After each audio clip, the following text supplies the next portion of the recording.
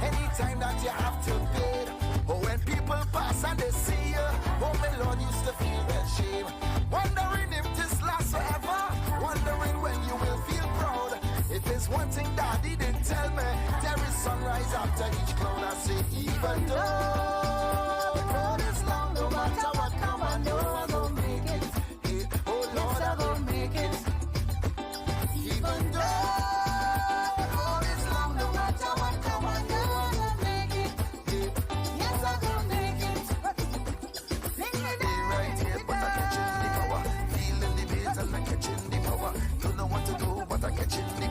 a spiritual feeling, but I catching the power. Tripping on the road, but I catching the power. On the ground and I catching the power. When the music hit me, I catching the power. Even though in your world people try to fight you, all how they will bring you down. Behind your back they trying to spite you, smiling with you like you're a clown. Yes, you know them people back talk you. Yes, sir, you always stay cool, but you remain focused and get through. Now all of them feeling like fool. I say, even though the road is long, no matter what come, I know I'm gonna make it. Hey, oh Lord, I'm gonna make it. Let them know, even though the road is long, no matter what come, I know I'm gonna make it. Hey, yes, I'm gonna make it. Right here, but I catching the power. Feeling the veins and I catching the power. Don't know what to do, but I catching the power. It's a spiritual feeling, but I catching the power. Tripping on the road, but I catching the power. On the ground and I catching the power. When the music hit me, I catching the power. Even though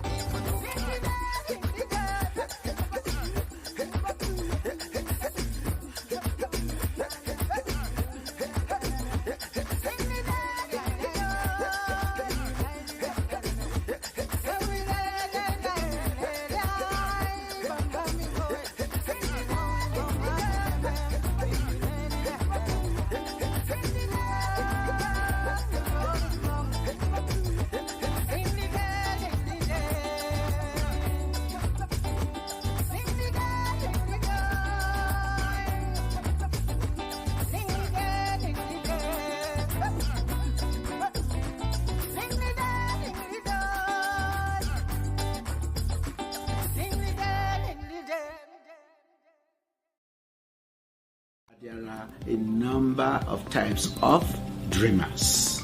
There are killers of dreams. Of course, we do not want you to be killers of dreams. There are dream makers, there are dream chasers, and there are dream catchers. If you are going to be a dream chaser, make sure you go after dreams that are positive. But more than anything else, we want you to be dream makers, and we want you to make positive dreams.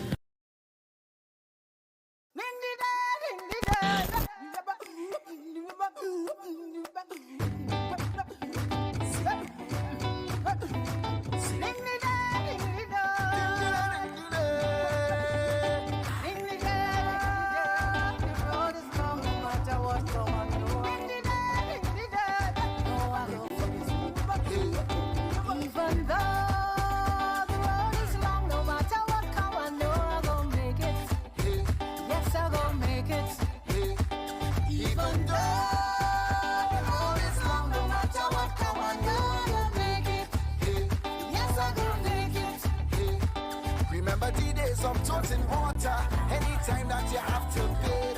Oh, when people pass and they see you, oh my Lord, used to feel that shame.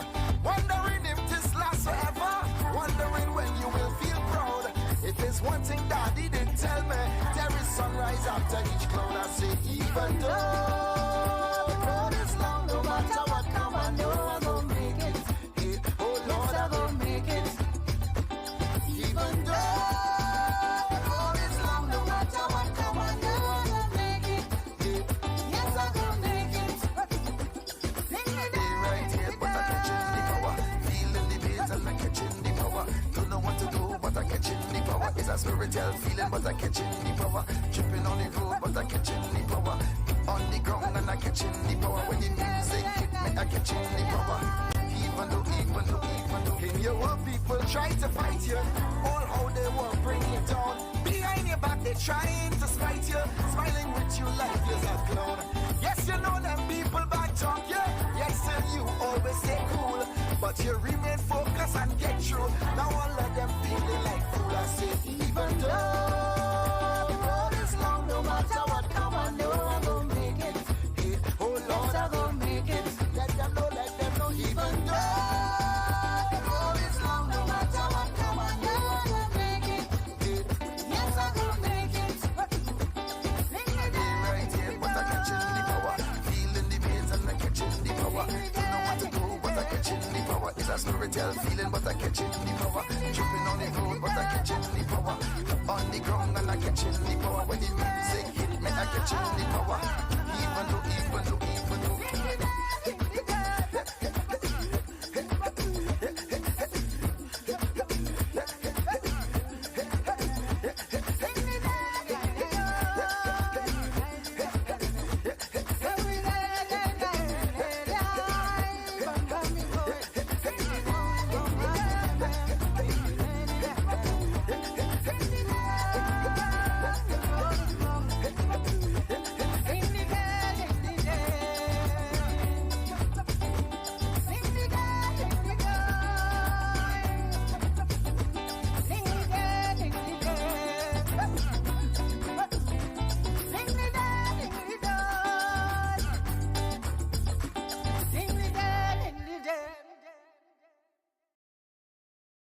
There are a number of types of dreamers. There are killers of dreams. Of course, we do not want you to be killers of dreams. There are dream makers. There are dream chasers. And there are dream catchers. If you are going to be a dream chaser, make sure you go after dreams that are positive. But more than anything else, we want you to be dream makers, and we want you to make positive dreams.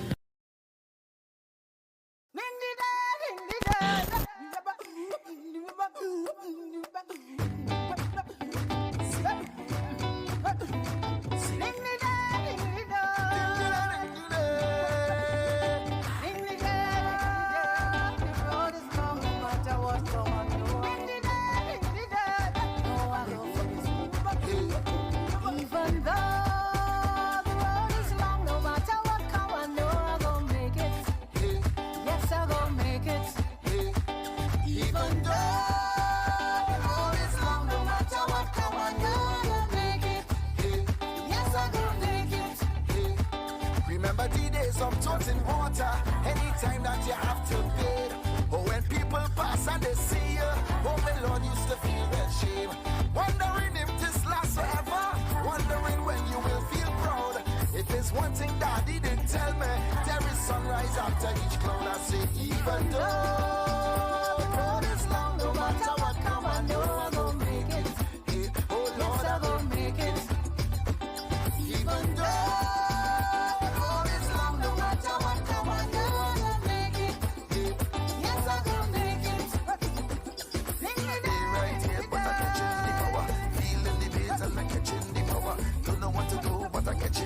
it's a spiritual feeling, but I'm catching the power. Tripping on the road, but I'm catching the power. On the ground and I'm catching the power. When the music hit me, I'm catching the power. Even though in your world people try to fight you, all how they will bring you down. Behind your back they trying to spite you, smiling with you like you're a clown. Yes, you know them people back talk you. Yes, and you always stay cool, but you remain focused and get through. Now all of them feeling like fool. I say, even though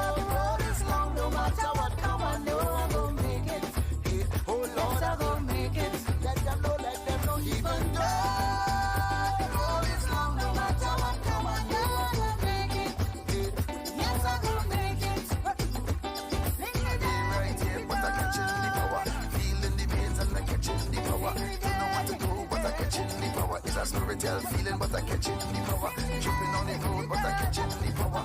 On the ground and I catching the power. When the music hit me, I catching the power.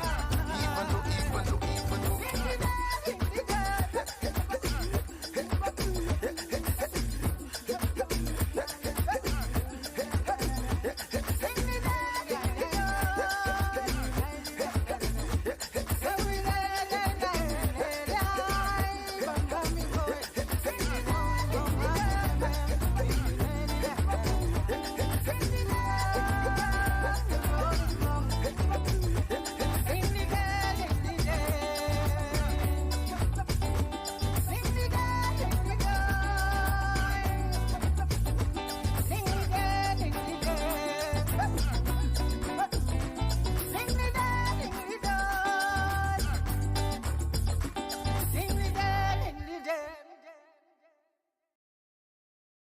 There are a number of types of dreamers. There are killers of dreams. Of course, we do not want you to be killers of dreams. There are dream makers. There are dream chasers. And there are dream catchers. If you are going to be a dream chaser, make sure you go after dreams that are positive. But more than anything else, we want you to be dream makers, and we want you to make positive dreams.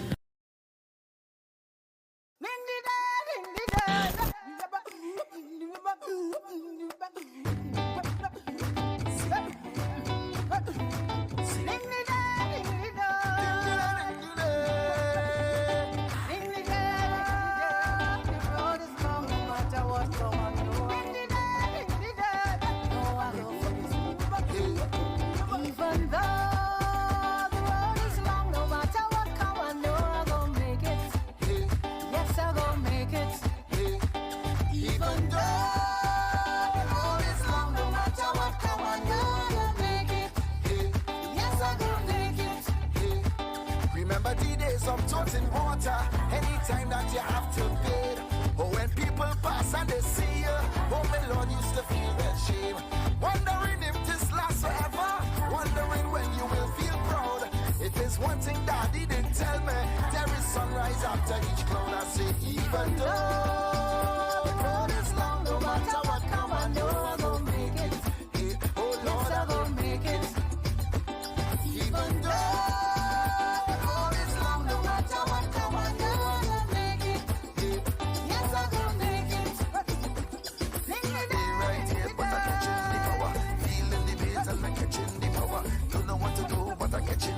it's a spiritual feeling, but I catching the power. Tripping on the road, but I catching the power. On the ground and I catching the power. When the music hit me, I catching the power. Even though. In your world, people try to fight you. All how they will bring you down. Behind your back, they trying to spite you. Smiling with you like you're a clown. Yes, you know them people back talk you. Yes, still you always stay cool. But you remain focused and get through. Now I'll let them feeling like fool. I say, even though the road is long, no matter what come, I know I'm gonna make it. Hey, oh Lord, I'm gonna make it. Let them know, even though the road is long, no matter what come, I know I'm gonna make it. Hey, yes, I'm gonna make it. Hey, right here, but I catching the power. Feeling the pains and I catching the power. Don't know what to do, but I catching the power. It's a spiritual feeling, but I catching the power. Tripping on the road, but I catching the power. On the ground and I catching the power. When the music hit me, I catching the power. Even though.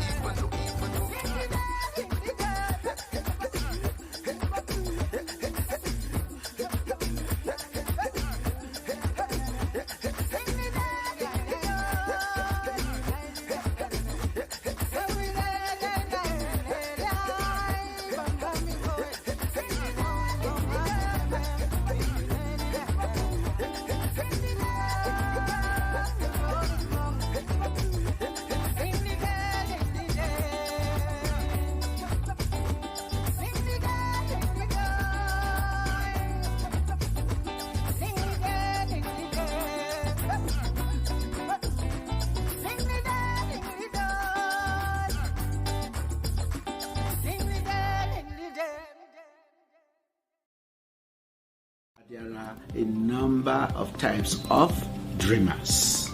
There are killers of dreams. Of course, we do not want you to be killers of dreams. There are dream makers. There are dream chasers. And there are dream catchers. If you are going to be a dream chaser, make sure you go after dreams that are positive. But more than anything else, we want you to be dream makers, and we want you to make positive dreams.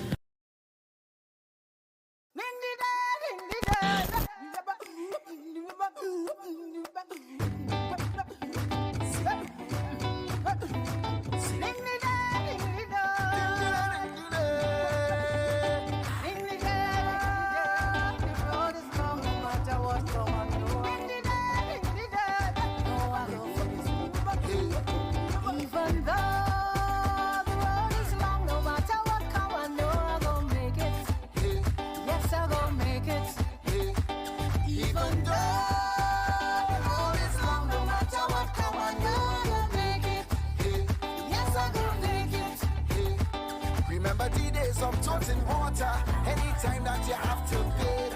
Or when people pass and they see you, oh my Lord, used to feel that shame. Wondering if this lasts forever, wondering when you will feel proud.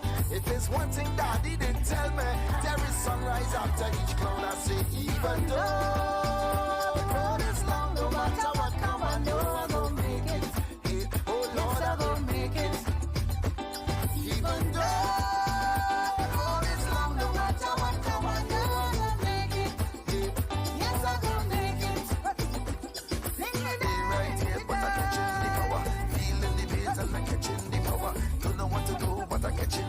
it's a spiritual feeling, but I catching the power. Tripping on the road, but I catching the power.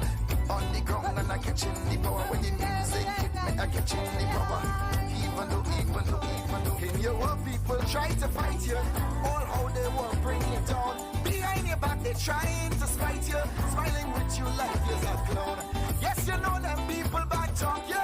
Yes, still you always stay cool, but you remain focused and get through. Now all of them feeling like fool. I say, even though the road is long, no matter what come, I know I'm gonna make it. Hey, oh Lord, I'm gonna make it. Let them know, even though the road is long, no matter what come, I know I'm gonna make it. Hey, yes, I'm gonna make it. Right here, but I catching the power. Feeling the pains and I catching the power. Don't know what to do, but I catching the power. It's a spiritual feeling, but I catching the power. Tripping on the road, but I catching the power. On the ground and I catching the power. When the music hit me, I catching the power. Even though.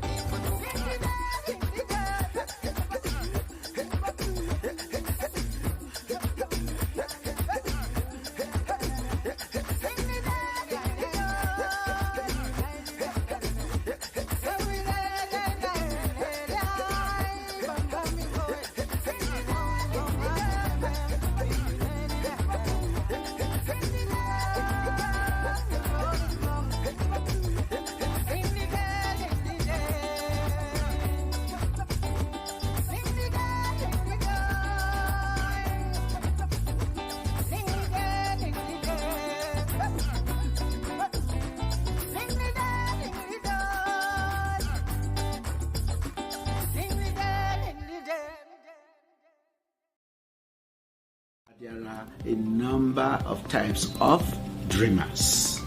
There are killers of dreams. Of course, we do not want you to be killers of dreams.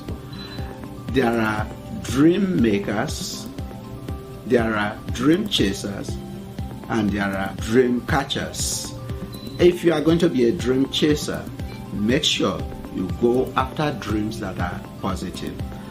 But more than anything else, we want you to be dream makers, and we want you to make positive dreams.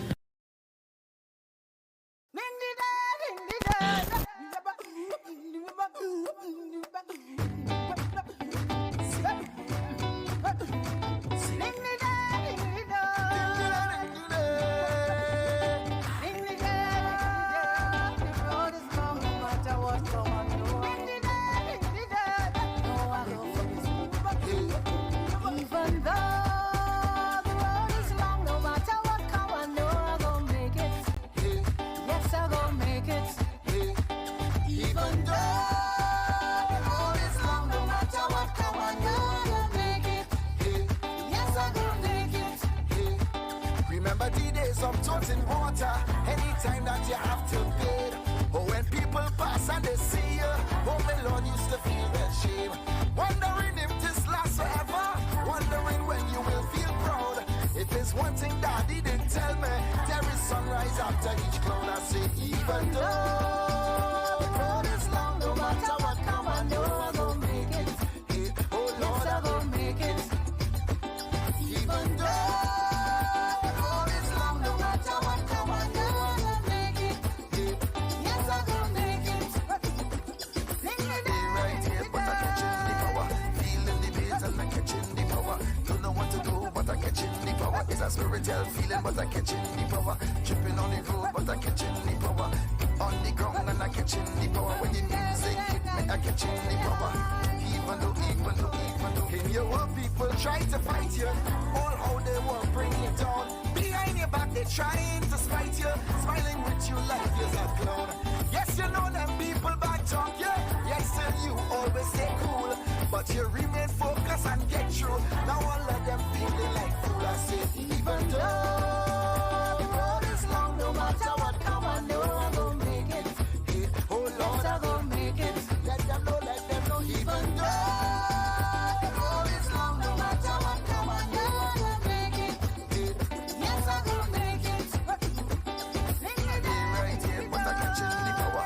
Feeling the pains and I'm catching the power. Don't know what to do, but I'm catching the power. It's a spiritual feeling, but I'm catching the power. Tripping on the road, but I'm catching the power. On the ground and I'm catching the power. When the music hit me, I'm catching the power. Even though.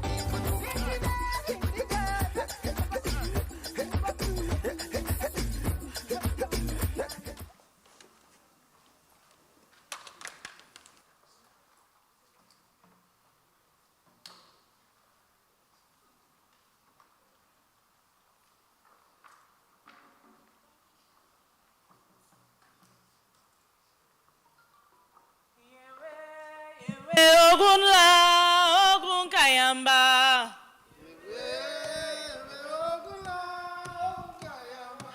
Yewe ogun kayamba baba. Yewe baba yewe ogun kayamba.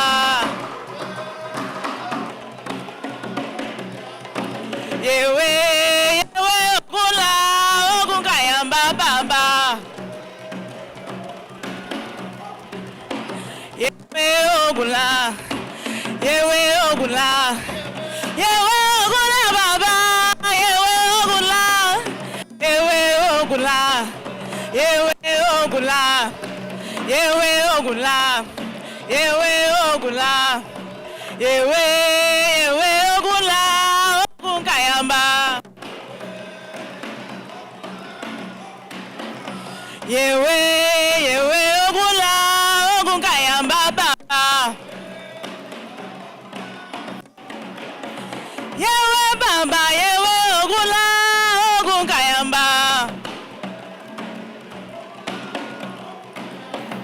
Yewe ogula, ogun kayamba baba.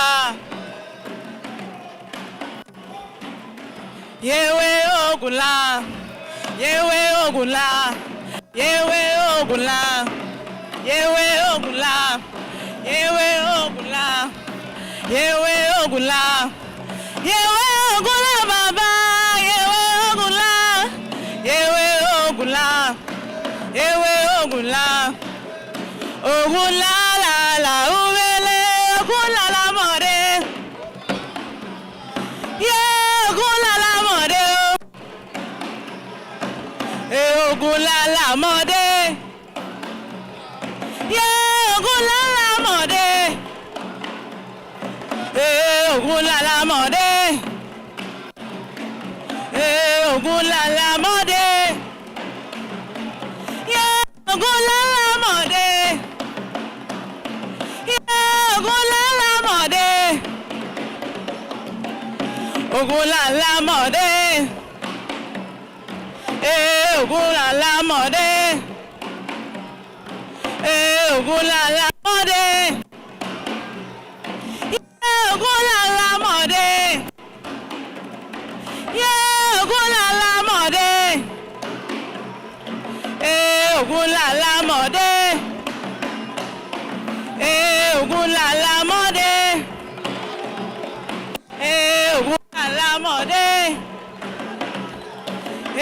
Ogun lala mode. Yawa ogun niwe kilo ṣe kilo mu. Ogun no niwe kilo ṣe balogun o.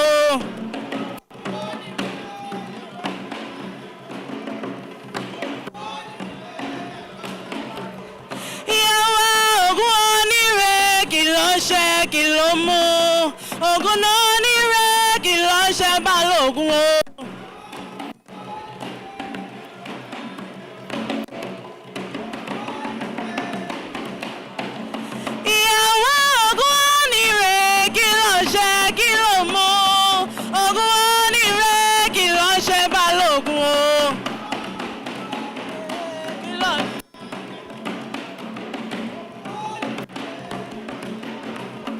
Ìyàwó ogun wo ni re kí ló ṣe kí ló mú ogun wo ni re kí ló ṣe balógun o.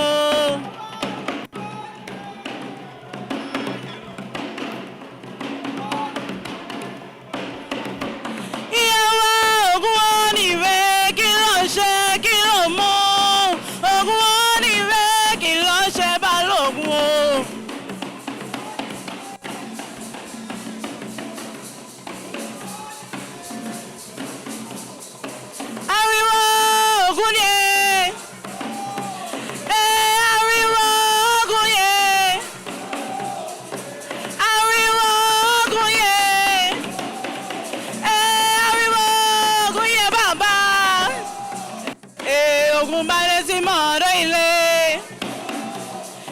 Baba bane ti mọ́ra ilé. Ariwo ogun ye. Ariwo ogun ye baba. Ariwo ogun ye. Baba bane ti mọ́ra ilé. Ogun bane ti mọ́ra ilé. Ogun bane ti mọ́ra ilé. Ogun bane ti mọ́ra ilé.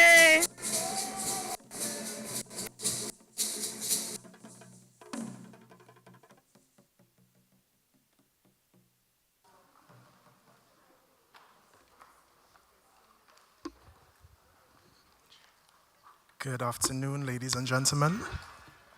We can try that again. Good afternoon, ladies and gentlemen. Wonderful. Welcome to today's very special memorial service and celebration of an undeniably special, well-loved, and most brilliant academic leader and inspiration to us all, Emeritus Professor FUNSO AIYEJINA. I'm Joel Alda, and today I have the absolute honor of guiding you through the day's proceedings as we join to reflect on the great legacy of Prof. AIYEJINA and to celebrate the many contributions made and, of course, his impact throughout his very well-lived life. A round of applause, please, for the amazing Prof. AIYEJINA. And if you can join me also in raising your fist to the air. So we're going to raise our fist. And after two, repeat, for Prof. Let's try that. 1, 2, for Prof.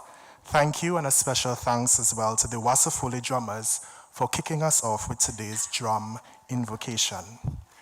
So ladies and gentlemen, today we are gathered at the physical grounds of the UWI St. Augustine campus, an institution that holds much significance to Prof. AIYEJINA's academic and professional life. And as we stand as a community together with members of his immediate family, allow me to acknowledge those members of campus management that are here with us. I see our Deputy Principal, Professor Indar Ramnarayan. Thank you for being here, Prof. Our campus registrar, Dr. Dawn Marie Fugil, and our campus librarian, Mr. Frank Sedin.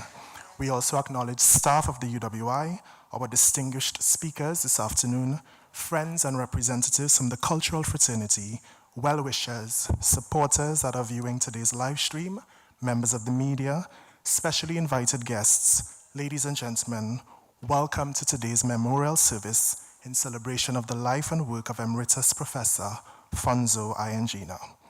To open us in prayer, please help me welcome Araba Olatunji Samarin, co-founder of Kitas Ifa Institute.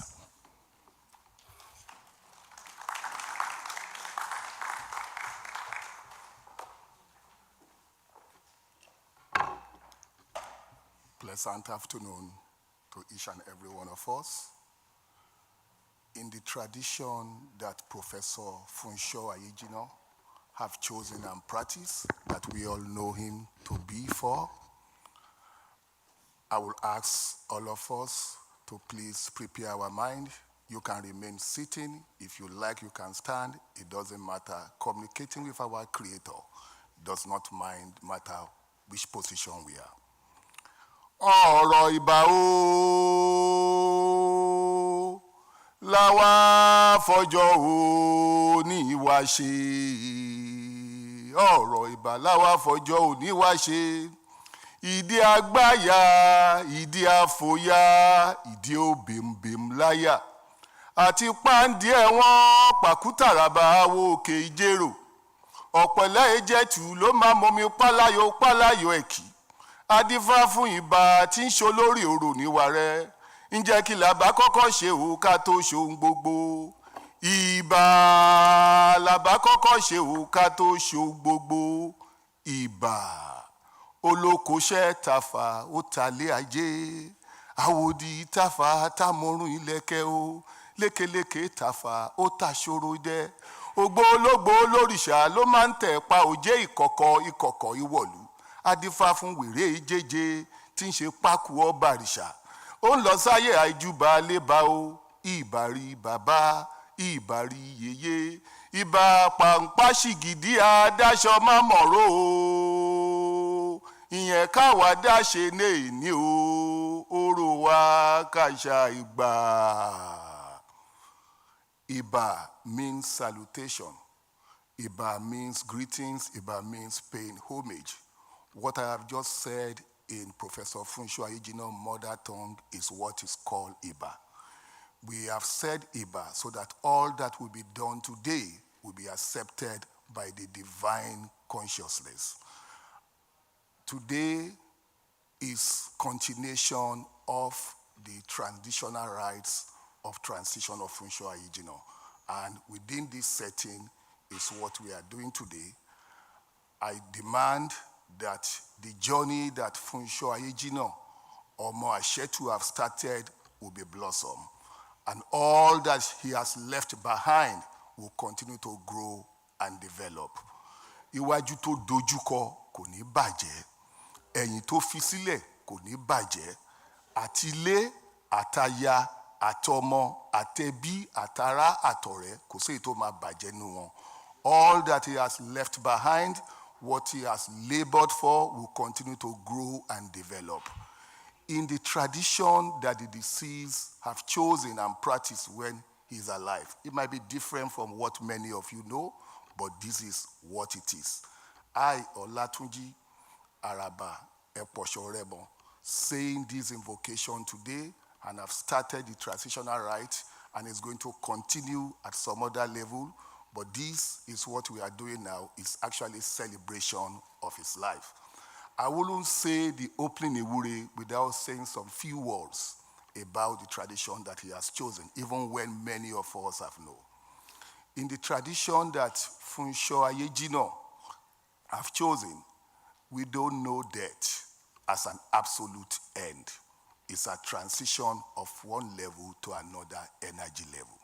So that is why I totally and fully agreed with the words, celebration of his life, because he has not died in the absolute terms. What FUNSO have done is removing and uprooting his osun, that is his energy of existence at this level, and take it to another level. So let us rejoice. Let us celebrate our brother, our father, our uncle, who has done so much and has continued to do more at the level he has gone to. Iku is the energy that is responsible for the transition of everyone.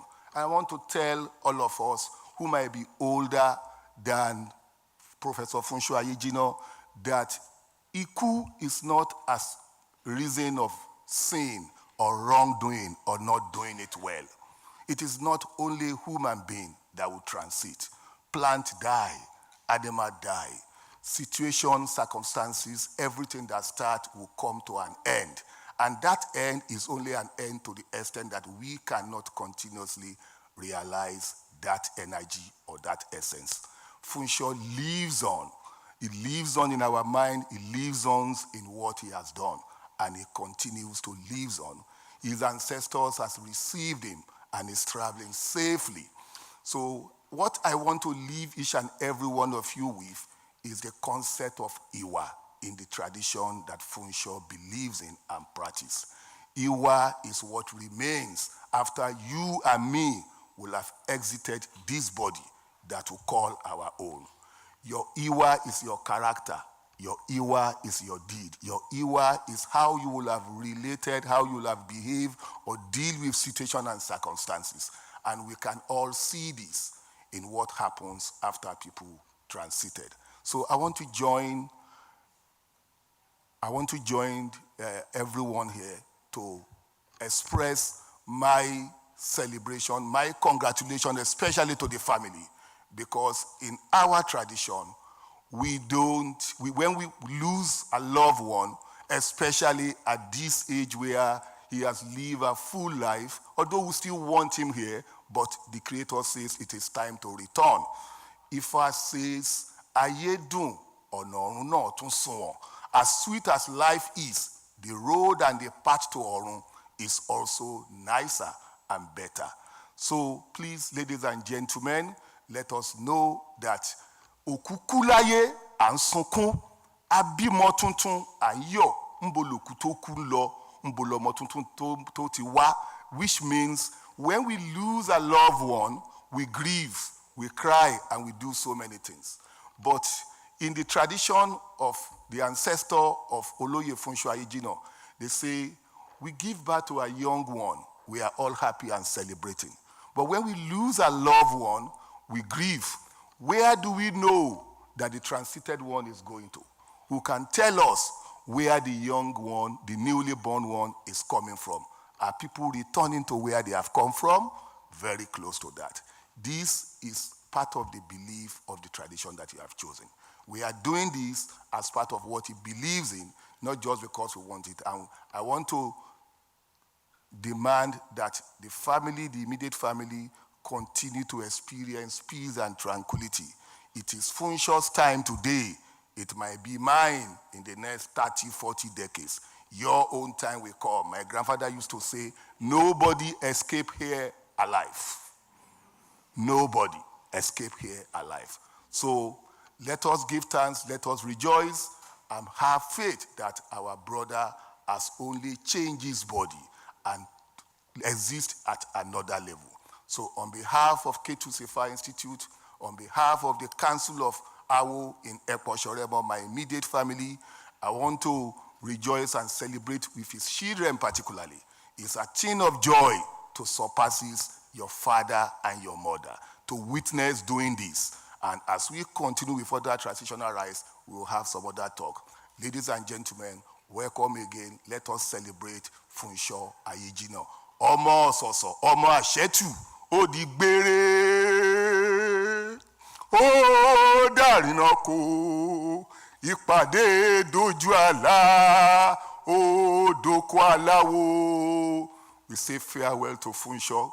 We will meet in the spirit form, we will meet at the home, at the house, or on the board of divination board. And we will continue to enjoy and draw from your wealth of wisdom, even in the spirit form. Thank you, ladies and gentlemen.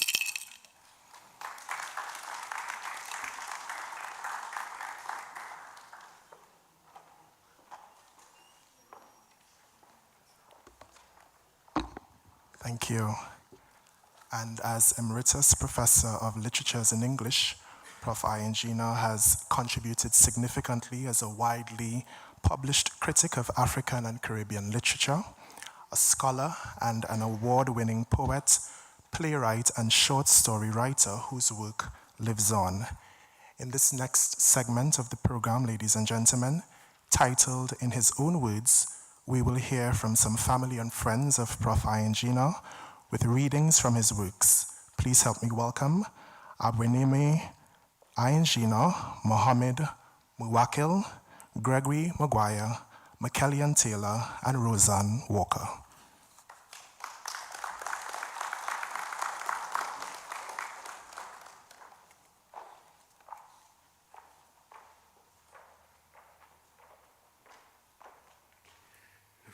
Good afternoon. Good afternoon, all. I'll begin by reading some excerpts from A Letter to Linda, a tribute to his beloved wife, our beloved mother. Dear Linda, what is incalculably far from us in point of distance can be near us. Short distance is not itself nearness, nor is great distance remoteness. We who have been separated into one by the troubled waters of the Atlantic, and united into two by the truths of our common past, we must learn with those who have traveled the snail's trail with the tortoise, that those chased into rocky limits must grow to pelt boulders at their assailants. Seas reflect only objects above their surfaces. None but divers may perceive secrets buried in their wombs. Those abandoned to the mercy of water must practice to swim like fish or perish. I, who have wandered across mountains and across valleys in search of history, I have recognized myself in the scars of those who have survived the misdeeds and the greed of our common ancestors. Ancestors who groveled after beads, after mirrors, and after liquid fires with which to prop up their sagging genitals. Ancestors who fashioned crude tools with which they punctured our radiant morning dewdrops, so that today our twin summer noons embrace the same mad ocean of our related pasts. Now I deepen my soul into the inkwell of history and write to you across the virulent Atlantic pages of our separation. I sing of you, muse with the full moon face, the magic egg of my many journeys, native of the twin islands of Trinidad and Tobago, the terminal colon that stands your archipelago in anticipation of future explications. Above all, I celebrate the one who says that in spite of all, let there be a new beginning. I will strap her like a diver's goggles and go in search of the clues to our future imperfect, so that as the Niger flows into the Atlantic that washes the early morning face of the Caribbean, we shall flow together to create new lives, who will not swing between two extremes like strung-up hammocks, still only when dormant. They will learn neither the language of the ancestors who sold us, nor that of those who bought us. They will learn only the language with which the land communes with the sea, so they will grow to know if one conspires to offer them on a silver platter to the other. Extend my warmest regards to Mom and Dad, brothers and sisters, and our mutual friends. May history preserve us together into the future. Fondly yours, FUNSO. And now I'll read two coupled poems, In the Stillness of Time and In the Fullness of Time. In the stillness of time, the newborn stares blindly at its afterbirth and cries a lifetime into being. Good morning wakes into good afternoon anticipates good evening, and good evening hop steps into good night. In the fullness of time, a soul stirs, ripens, withers, and dies to bring a lifetime to an end. Good morning wakes into good afternoon anticipates good evening hop steps into good night, and good night dreams of good morning, in a game of let us see who catches whom first, in which one fraction bleeds into other fractions to construct whole days, one moment at a time. But alas, not all combinations of fractions can add up into whole numbers. Thank you.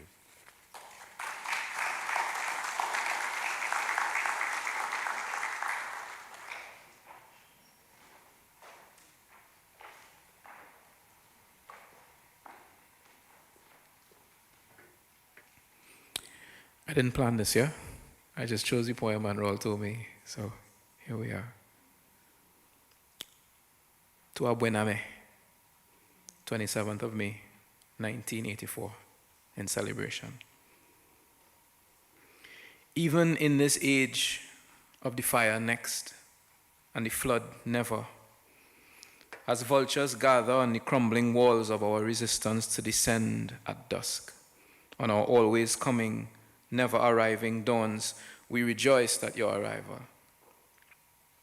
In the month of May, when the Mayor of Rain endows the going out faces of our mountains with his greenest garments of hope, he comes to resurrect us into a new future, past these afternoon showers of decrees and commandments. He whose midnight calls we must respond promptly, like the exemplary brides in the parable needing no siren to awaken them into the epicenter of destiny. Golden harvest of our interlocking histories, form over our present continuous. May the harmattan rage and not crack your laughter. May the waves surge but deposit only blessings at your feet. May the scorpions under your rock of rest die, victims of your weight. And may you live long to better and bury us, your parents.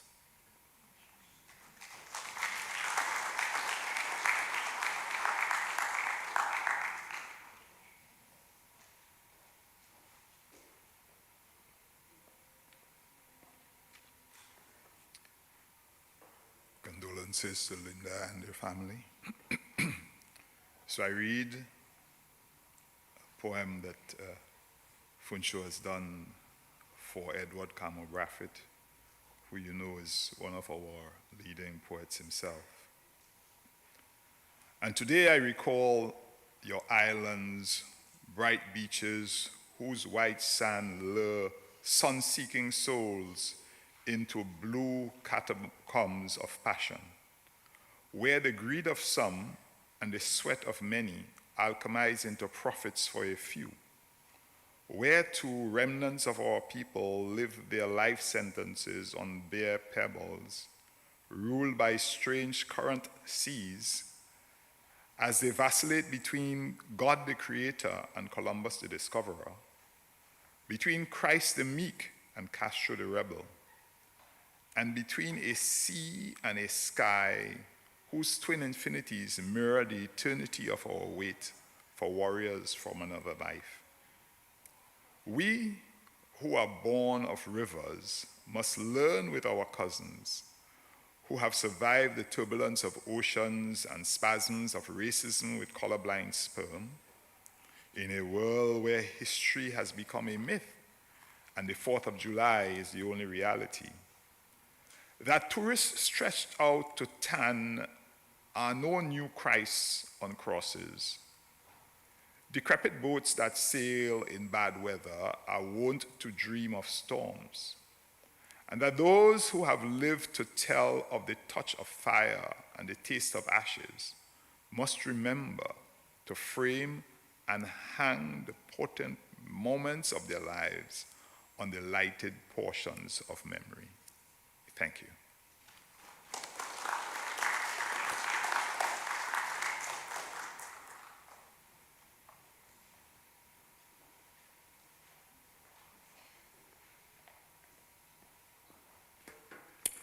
Good afternoon. I'd be reading the dialogue and another dialogue from A Letter to Linda. The dialogue. Perched on his balcony of pleasures, beside a range of gifts, the king asked the poet, who stood below to pay homage, "How are my people faring on this most beautiful day?" The poet stretched his ostrich neck and readied the traditional trick of, "We thank our God and our King, by whose twin grace our heads still sit on our necks." But the lie choked his weaver bird throat, forcing him to answer, "Your Royal Highness, we, your people, are too hungry to see the beauty in this or any other day. Things are getting worse by the day as we await the fulfillment of better days. You promised us this time last year. Same promise we have heard from the echoes of every voice that has ever occupied that throne upon which you sit and fart. Livid like a 7-barreled thunder, the king withdrew with his gifts, and the poet starved with the people. Another dialogue.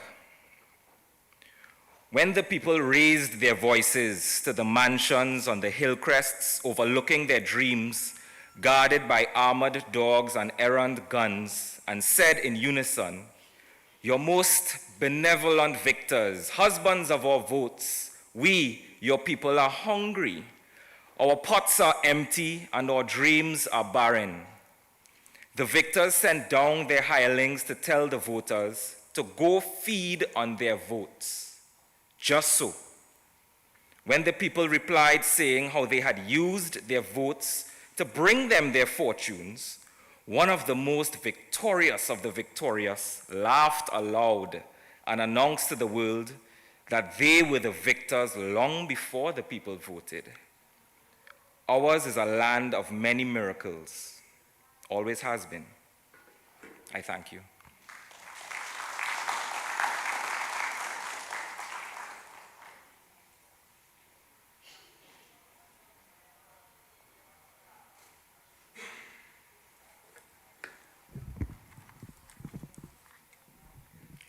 Before I read FUNSO's poem, Elegy for My Land, I want to just read a short exchange we had 3 months to today.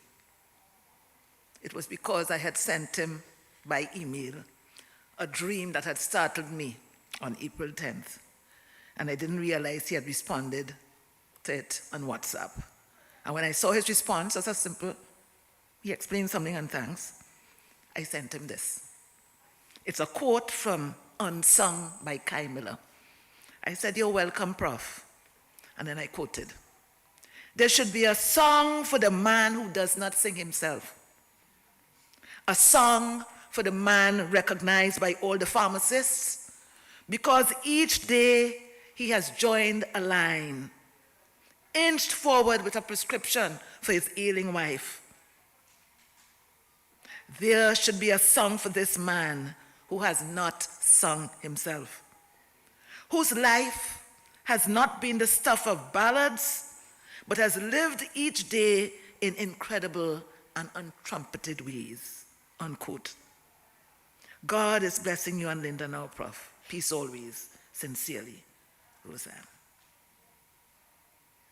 Professor was not just the supervisor for my dissertation, who dared to take me on because I had asked for a change of supervisor. And you know that is a taboo thing here at UWI St. Augustine. He took it on, and he left me 3 pages of notes for the work I had done today, with a short note, "I am off to a meeting." And I remember taking those 3 yellow pages and refusing to look at it until I got to the 3rd floor in the library. And there I opened it. And let me tell you something. From that moment, I knew that God, in his wisdom, had put me with someone who would not just be my supervisor, but would be like my friend, my mentor. And that is what Professor FUNSO AIYEJINA was to me. So today I read his poem, Elegy for My Land. If you're familiar with his work, I have it in his book that received the Commonwealth Short Story Prize for first book by an African writer. It's all about his homeland, Nigeria, Ososo, in the state of Edo, which is in the southwestern part of Nigeria. And when it came time to surrender the throne in accordance with his self-published covenant, the general shape-shifted into a full-bodied elephant, too heavy to be moved by the old or their clone. Incensed, we made for the abode of the oracle and requested a consultation with history. When the priest emerged, he was drunk with the story of the princess who designed the ultimate obstacle. Quote, "Let he who would be my husband be informed. My bride price shall be the mighty elephant alive. Proof that is man enough for the honey in my hive." Her suitors wailed her task could never be performed. But as brave hunters hung their heads in shame, Tortoise darted forth and headed for the forest on the trail of the elephant, armed with only a range of delicacies, honey-coated, and a song promising a throne from the Orient. Dizzy with expectation, Elephant danced to his ball until, too late, he had become the king of the pitfall. "Oh, wise one, the general already has us for a throne. His fish too satiated to bite at our bait, known or unknown.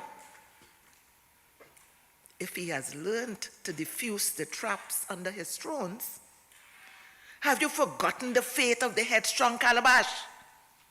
When in spite of their patience, it yielded only trash.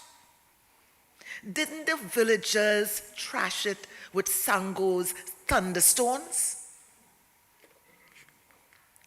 Proverbs are the horses of speech.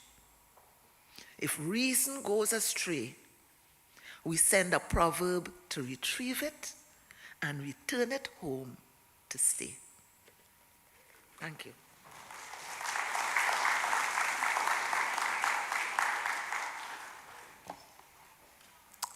In his own words, ladies and gentlemen, appointed as Dean of the Faculty of Humanities and Education at the UWI St. Augustine campus in 2008, Emeritus Professor AIYEJINA will be remembered for his show of service excellence and his many contributions to the growth and development of the faculty, and of course supporting and having a positive impact and influence on the lives of many FHE students and alumni like myself.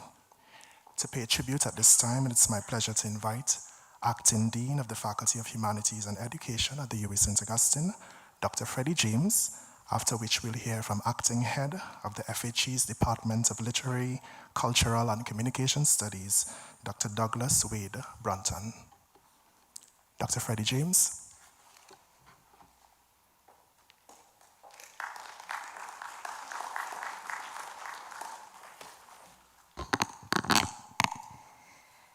Good afternoon, everyone.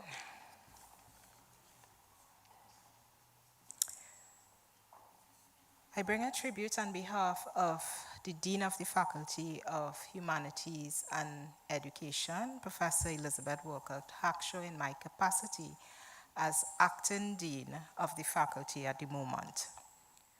FUNSO AIYEJINA will be remembered for his leadership, a leadership fueled and guided by his innate wisdom and propensity to be better, to do better, and to live better, not just for himself, but for humanity.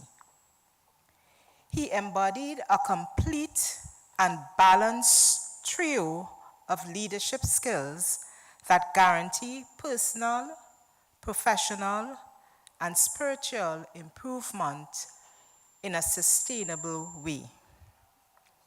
This trio includes conceptual skills, human skills, and technical skills. The conceptual we all know, which relate to his ability to use what I call the thing between his two ears that God has given all of us, and to produce such scholarly work as he has done over the many years that he has been doing it, or he had done it. The human, in terms of how he relates to everyone he meets or he encounters in his many phases of his life. and the technical in his expert and exceptional ability as an academic and an intellectual. FUNSO was a curious balance of juxtapositions. He balanced his quest for excellence with empathy that was ever so endearing. His grace with an authenticity that many might describe as frankness. His seriousness with a wicked humor and lightheartedness that would often evoke loud laughter. His passion with reason and pragmatism.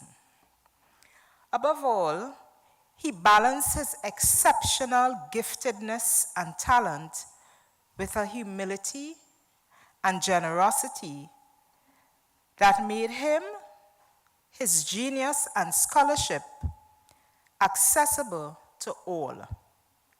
His contribution as a literary giant and academic scholar is global and widely embraced.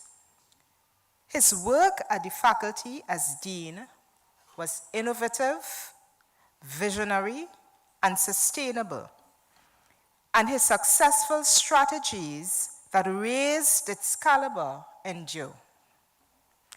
This is why he can be fondly described as the father of the faculty. His leadership embodied that pastoral care and attention to all that made members of the faculty feel like they belonged and that they belonged to a family. When the time came to rally to get something done, even at the absolute 11th hour, there was a confidence and assurance that among faculty that it will not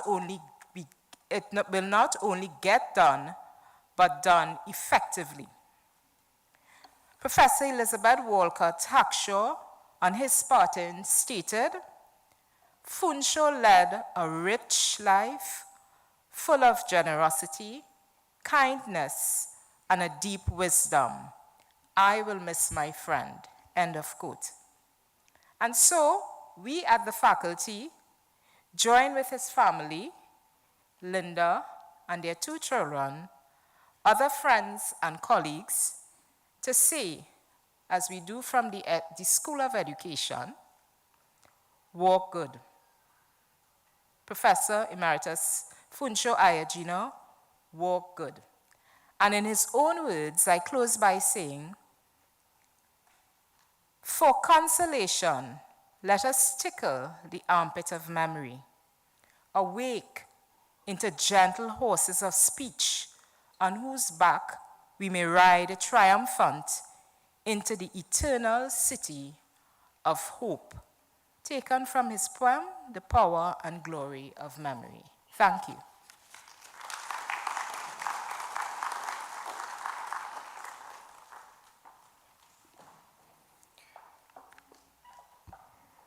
Good afternoon. My name is Douglas Wade Brunton, and I am the acting head of the Department of Literary, Cultural, and Communication Studies, just one of Professor AIYEJINA's academic homes on campus, and one that will miss his presence, his personality, and his profound insight most deeply.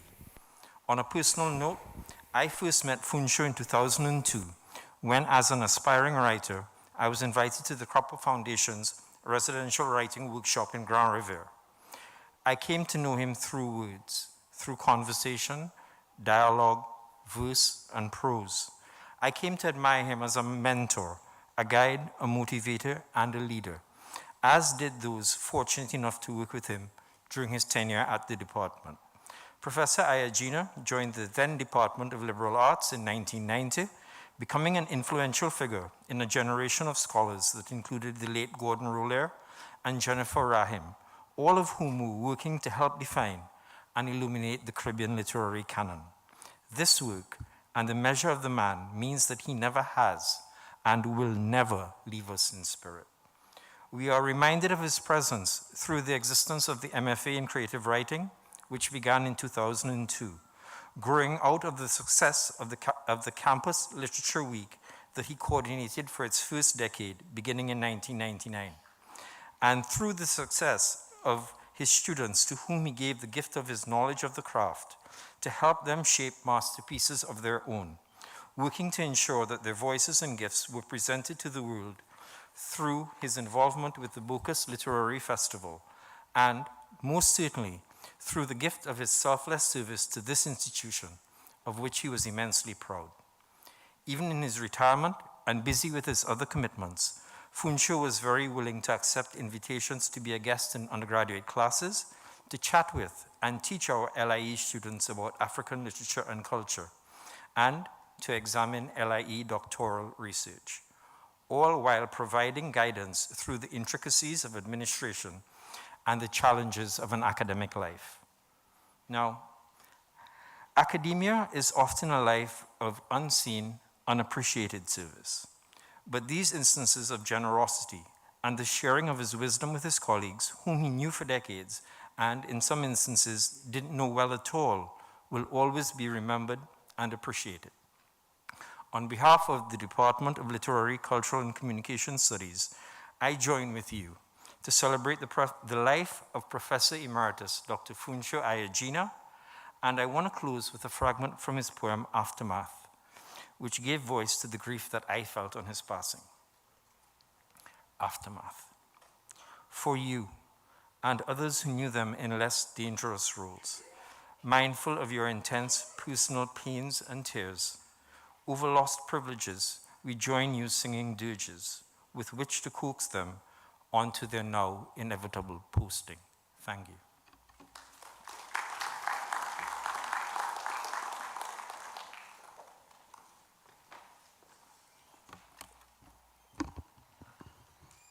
Ladies and gentlemen and online viewers, our tributes this afternoon continue, and this time in song by Empress Age, accompanied by the Wasafole drummers. Please sit back and enjoy.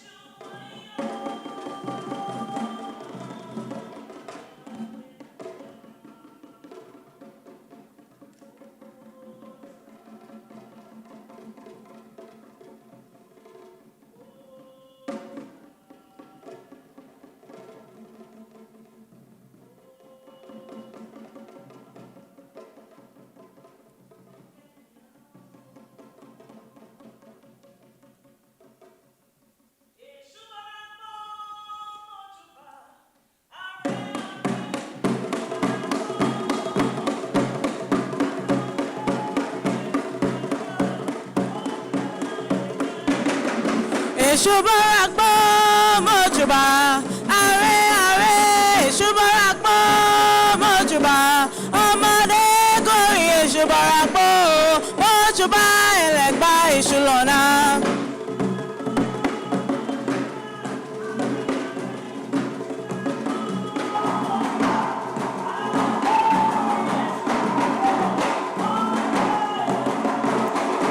èṣù bọ́ra pọ́ mọ́júbà ààrẹ ààrẹ èṣù bọ́ra pọ́ mọ́júbà ọmọdé kórìn èṣù bọ́ra pọ́ mọ́júbà ẹlẹ́gbà èṣù lọ́nà.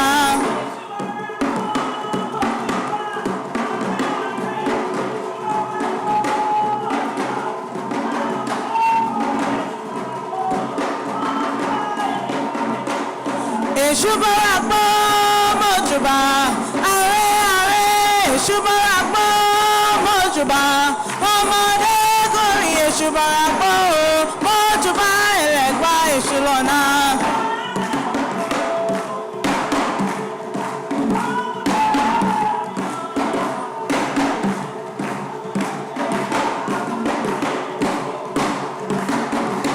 ogun bẹ̀rẹ̀ àmì ogun bẹ̀rẹ̀ ogun bẹ̀rẹ̀ àmì ogun bẹ̀rẹ̀ àtàmọ̀lé àwa bá ń gbélé ogun bẹ̀rẹ̀ àmì o.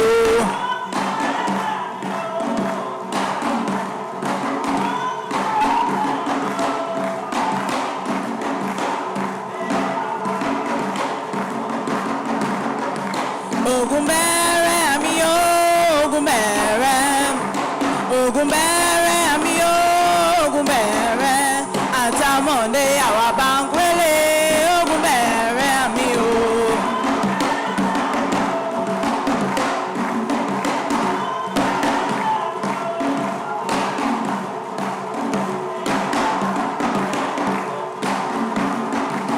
ogun bẹ̀rẹ̀ àmì ogun bẹ̀rẹ̀ ogun bẹ̀rẹ̀ àmì ogun bẹ̀rẹ̀ àtàmọ̀lé àwa bá ń gbélé ogun bẹ̀rẹ̀ àmì o.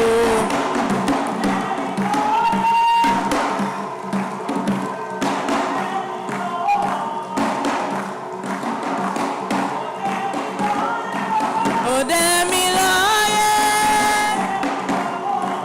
òde mi lọ òde mi lóye òde mi lọ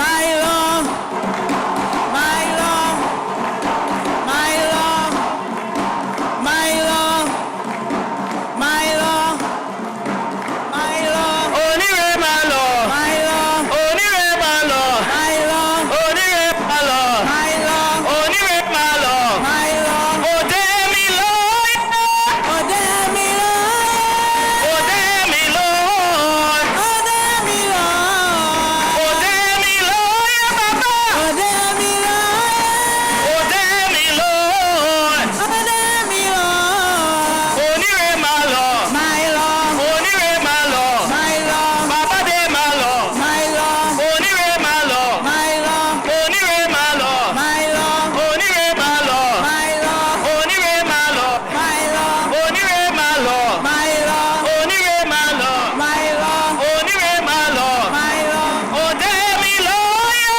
òde mi lóye òde mi lóye òde mi lóye òde mi lóye bàbá òde mi lóye òde mi lóye òde mi lóye onírè máa lọ my love onírè máa lọ my love bàbá dé máa lọ my love bàdé máa lọ my love onírè máa lọ my love onírè máa lọ my love onírè máa lọ my love onírè máa lọ my love onírè máa lọ my love onírè máa lọ my love. I would like for this last song, if you can join with us, it's a celebratory song. Erude, erude, majuba malo, erude, juba malo yo. Erude, erude, majuba malo, erude. Majuba malo yo. Erude, erude, majuba malo, erude. Majuba malo yo. Erude, erude, majuba malo, erude. Majuba malo yo. Erude, majuba malo. Erude, majuba malo yo.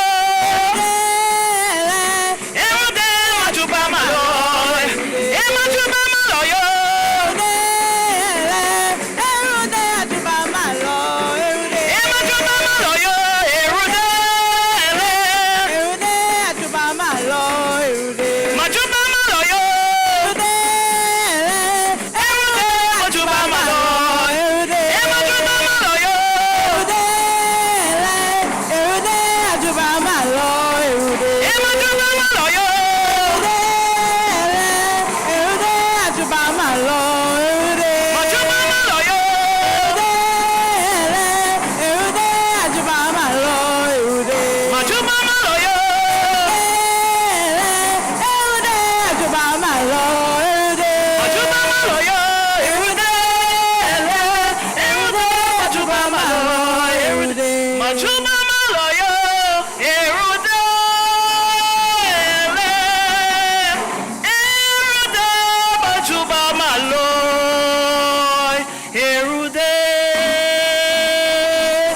you.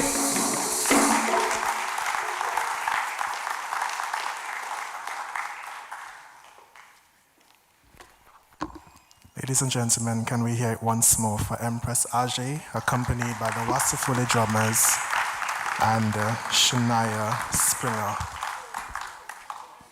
Described as a true champion and cornerstone for the literary landscape of Trinidad and Tobago, Prof. AIYEJINA will be remembered and indeed cherished for his service to our literary and local community organizations. Here to give tribute are well-known leaders within the fraternity, from the Bocas Literary Festival, Marina Salandi Brown, from the Cropper Foundation Writers Workshop, Merle Hodge, and from the Orisha Movement, Raul Gibbons. Let's welcome them.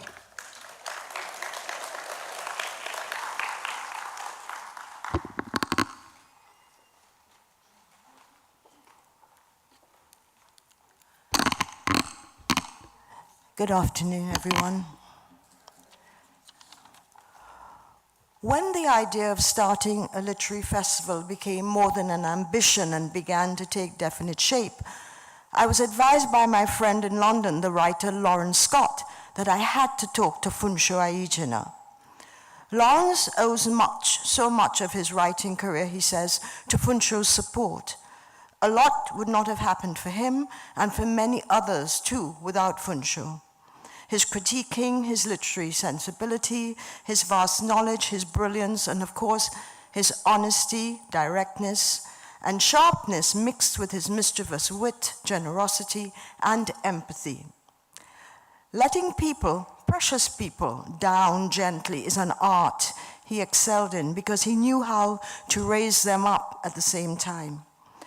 Generations of our literary talent passed through his expert hands, either via this institution of learning, the Cropper Foundation, residential courses that he and Merle Hodge ran for over 2 decades, through the work of the Bogasit Fest for over a dozen years, and his many other interventions.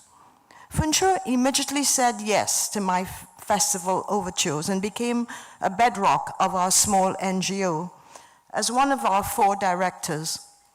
Although he did pride himself, not very helpfully, mind you, in his inability to read a balance sheet or a profit and loss statement, leaving us to struggle on. But we had fun, and what he fell short of in the boardroom, he more than made up for in his work, our other work. As a deputy festival director, he took under his wing the young people who were popularizing spoken word and performance poetry here on this campus. He immediately saw the value of what they were doing, gave them access, and took on the responsibility of introducing the discipline and standards needed to turn raw talent into an institution. The annual National Poetry Slam is the result. It has changed the lives of many young people. FUNSO was our go-to for advice on writers, sounding out ideas, editing, judging. He took on anything, anytime, saying, I'd do anything for literature. In fact, this t-shirt that I'm wearing, it says, literature made me do it, and that was his slogan.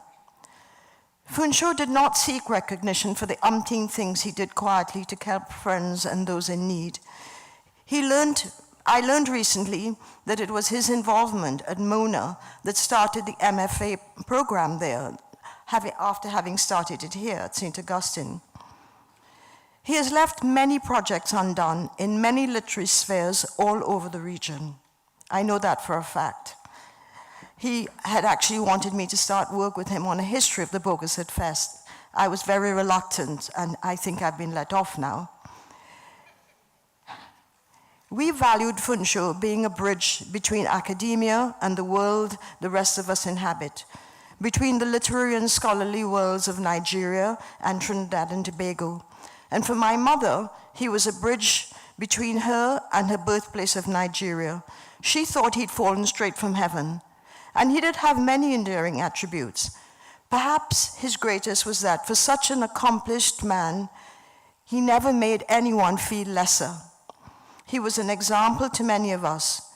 Everyone in this region, in this region's literary fraternity, owes him a debt.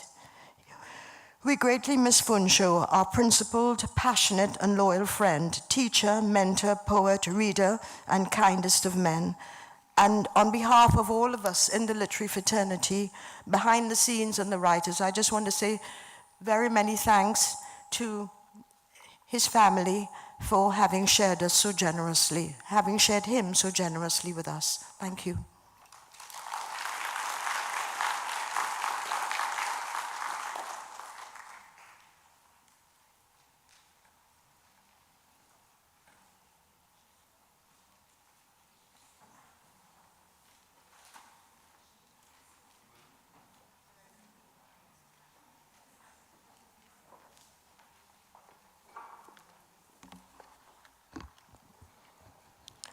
And ladies and gentlemen, we will now hear from Merle Hodge, representing this afternoon the Cropper Foundation Writers Workshop.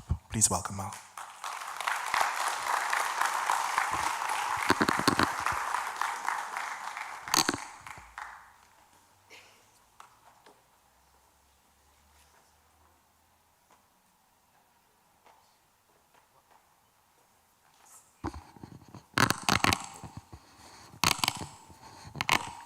Right, I think that'll do it. Thanks very much.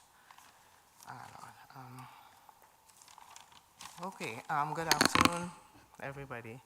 FUNSO has left us quietly, in the same quiet way that he went about his work as a writer, teacher, and mentor of budding writers. His legacy will never leave us. His poetry and prose fiction, his literary analysis that helps readers to fully appreciate good literature, and the part he has played in developing the talent of new writers. He has worked with the Bocas List Fest, as we know, the Cropper Foundation, and as well as the University of the West Indies. Before he retired from UWI, as the last speaker pointed out, he developed and added to the offerings of our university a long wished for program at postgraduate level, the MFA, Master of Fine Arts in Creative Writing. I worked with FUNSO over a period of 20 years or so in the Cropper Foundation Residential Workshop for Emerging Caribbean Writers. Founded and initially funded by John and Angela Cropper, both now deceased. The foundation took group after group of up-and-coming writers to a venue away from noise and distraction. Grand Riviere, Toco, Gasperi Island, Tobago, Balandra. There we would camp for 3 weeks, usually in August, to work with participants on their writing skills. It was an unforgettable experience. The workshop was designed and led by FUNSO, with me as co-facilitator.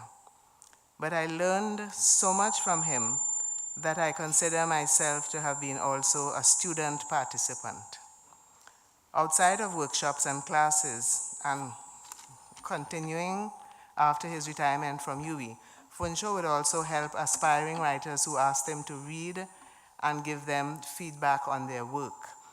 Just last week, a young man phoned me when he heard of FUNSO's passing, and he told me that FUNSO had recently read a manuscript of his, approved it, and given him some valuable advice on it. FUNSO was not one to mamagai anybody. He was kind, but he would not mamagai you out of any kind of misguided kindness. If he found your work was bad, early o'clock he would give you back your paper, and he might tell you to go and read this or that book.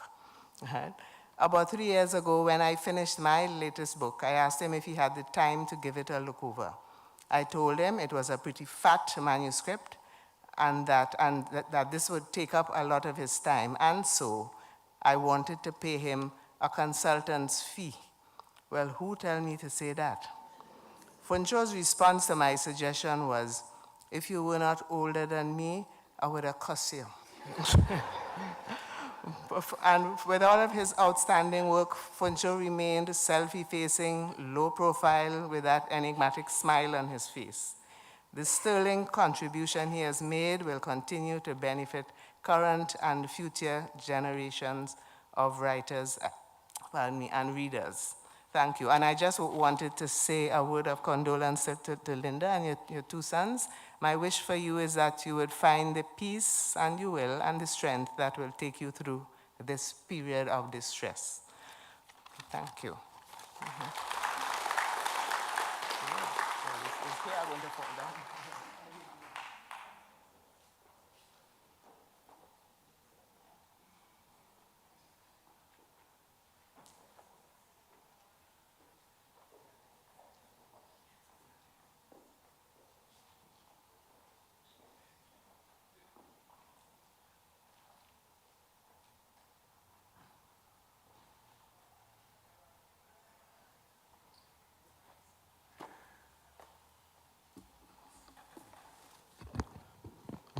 Good afternoon.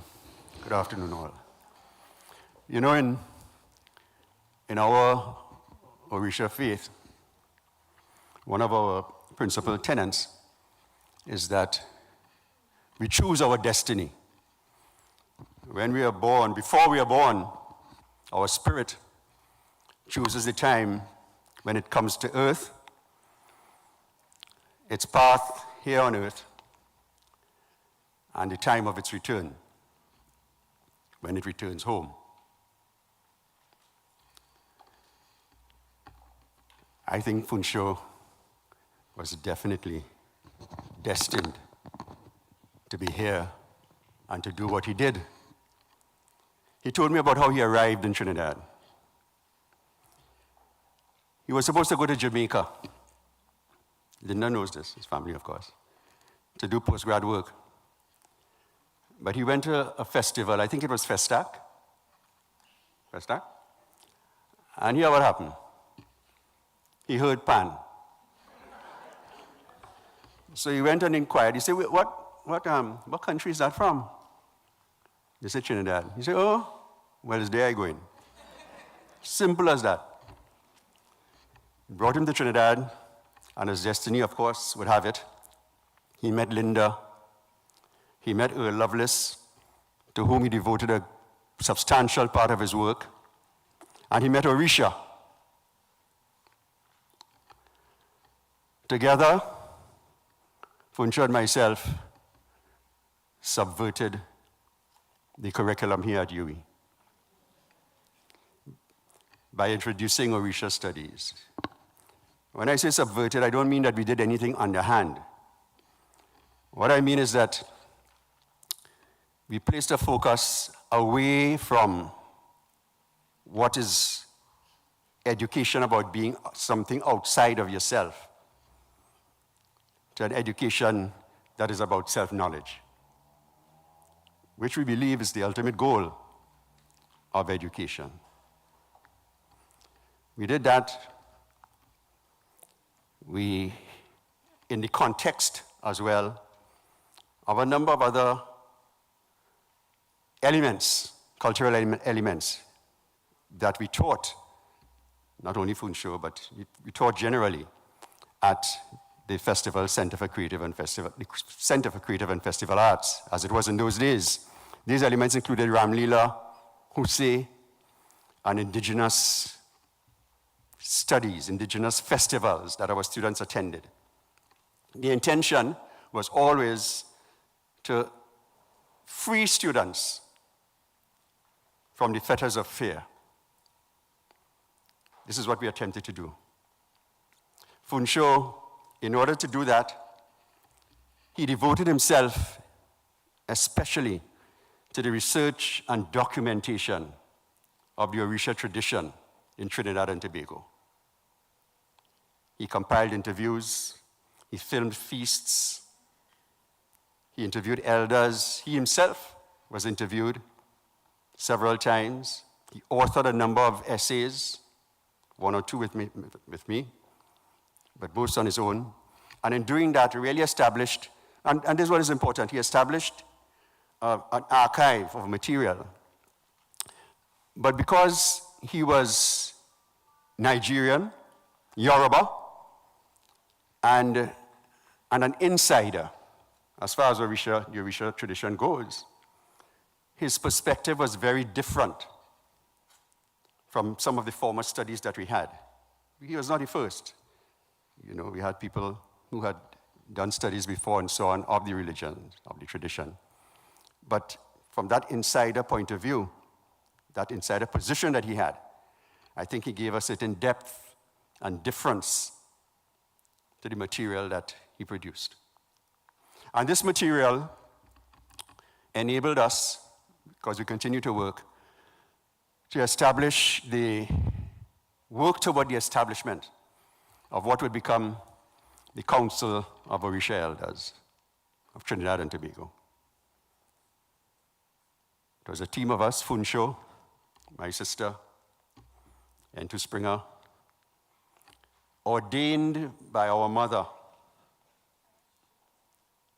EL Orisha Melvina Rodney, Chief Yabogbo, her name be honored. She was the only person who could touch FUNSO's head here in Trinidad. And together, we did the groundwork. He did the intellectual work, and we all did the groundwork that established the Council of Orisha Elders. FUNSO helped us in terms of structuring the council, and also in terms of negotiating the shrines. Shrines consist of people, and people can be very difficult. But FUNSO had this nimbleness of wisdom on the one hand, and a kind of bluntness on the other, when he drew the line, that was able to create the kinds of spaces that we wanted for the council to function. He did that. He presented the first, I think it was N2, the first lecture at the family day. The family days that we had. We had a family day every year, and he honored us with the first lecture. And he also taught Yoruba to members of the shrines.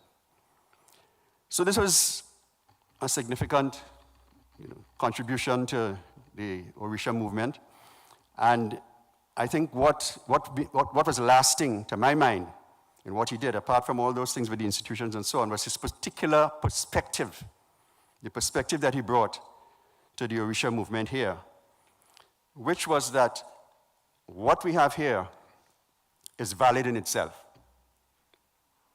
You don't have to compare it. What exists in Nigeria or in Cuba or in Brazil is valid there.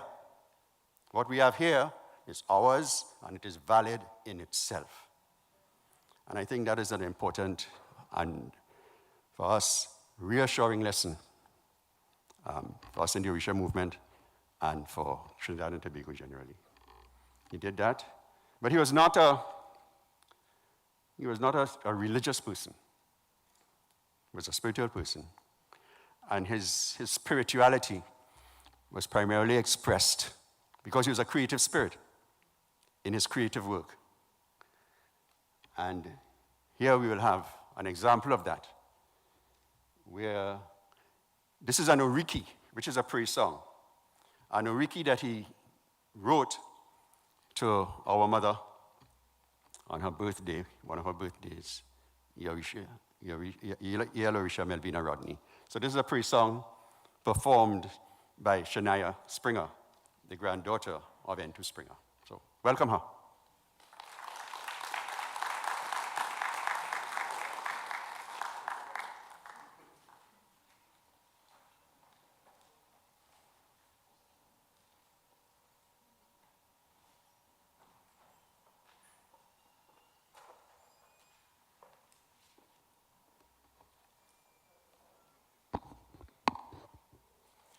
So, ladies and gentlemen, we will now hear part 2 of In His Own Words, readings from the prolific works of Professor AIYEJINA.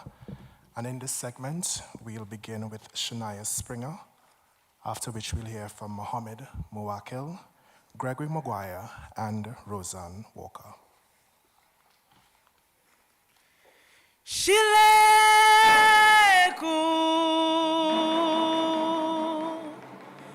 Vua ulua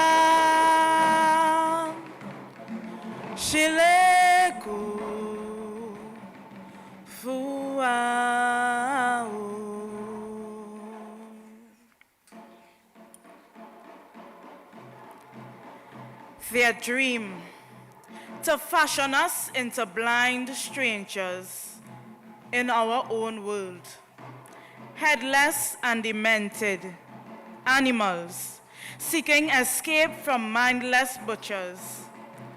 We moan and cry our faces into landscapes with rivers of blue tears. Oh, lamentation, the purple garb of mourners with tears for hire. While the indolent shelters under, if only my past had been different, the wise forges adversities into cautionary tales with vast masts. Egunde ajuba timboleo, egunde ajuba timboleo, egunde ajuba timboleo, egunde ajuba timboleo. Ialorisha Melvina Rodney, Grand Lady of the confluence of plains, matriarch of the crossroads with the right angles of perfection, inheritor of Papaniza's regal wardrobes of endless healing songs. Yours is the voice that awakens Osain's herbs into active service. Yours are the nation steps so exquisite on the sacred floor of our pali. Even Shango, the master dancer, exclaims, "See, she is dancing on air." Yawa oguani re kiloshe kilomu, oguani re kiloshe balogu, yawa oguani re kiloshe kilomu, oguani re kiloshe balogu, yawa oguani re kiloshe kilomu, oguani re kiloshe balogu. Ia dances Ogun's spirit of justice to make Shango jealous with envy. She fans oil awake into warriors to scatter our enemies beyond oblivion. Sings Olokun to send frothful waves to wash our dirty shores clean. Ajare olokunade, ajare olokunade, ajare olokunade, ajare olokunade, ajare olokunade, ajare, and invokes Oshun to bless us with children, to make us into ancestors. Whenever they ask why there's always a flame under ears I am pot, she answers, I am a tare, guinea pepper, house to a million seeds. The beloved of Yemoja, mother of multitudes in whose miracle pot there is always enough for her children and their pickup sides. Ebwemio, Yemoja de wa yawa, Yemoja de wa yawa, Yemoja de wa ariwo, Ebwemio, Yemoja de wa yawa. Of those who aspire to grow old and die and be proclaimed deities, the world asks, where are the descendants to perform the rituals? The Wag insists, a woman without children is a woman, not a mother. We, your children, invoke and sing your name. Come and abide with us. When we stray, set us straight with the rightness of your anger. And when we return, protect us in the sancta of your sacred garments. Because they cannot move the elephant, they send matchsticks to pockmark the forest with bonfires, crackling with victory songs. But they forget that the fire that ravages the king's fabled palace only mandates that bigger and better be built to replace the old. Though vicious and rampaging, a brush fire also prepares the land for future rains, for greener garments, and a faster growth for style. because of flies on tailless cows. Olodumare created the friendly wind because of our blindness. Ea has eyes in this and in the next world. She throws Orumela's obi to her chant of Eshubo Ragbo Mojuba, Are Are Eshubo Ragbo Mojuba, Omode Gori Eshubo Ragbo Mojuba, Elegba Eshulona. And our Are bring down the power and the glory. Behold, our living ancestors, crowned with the glory of the future. Gods grow out. Green bamboo shoots after every season of fires.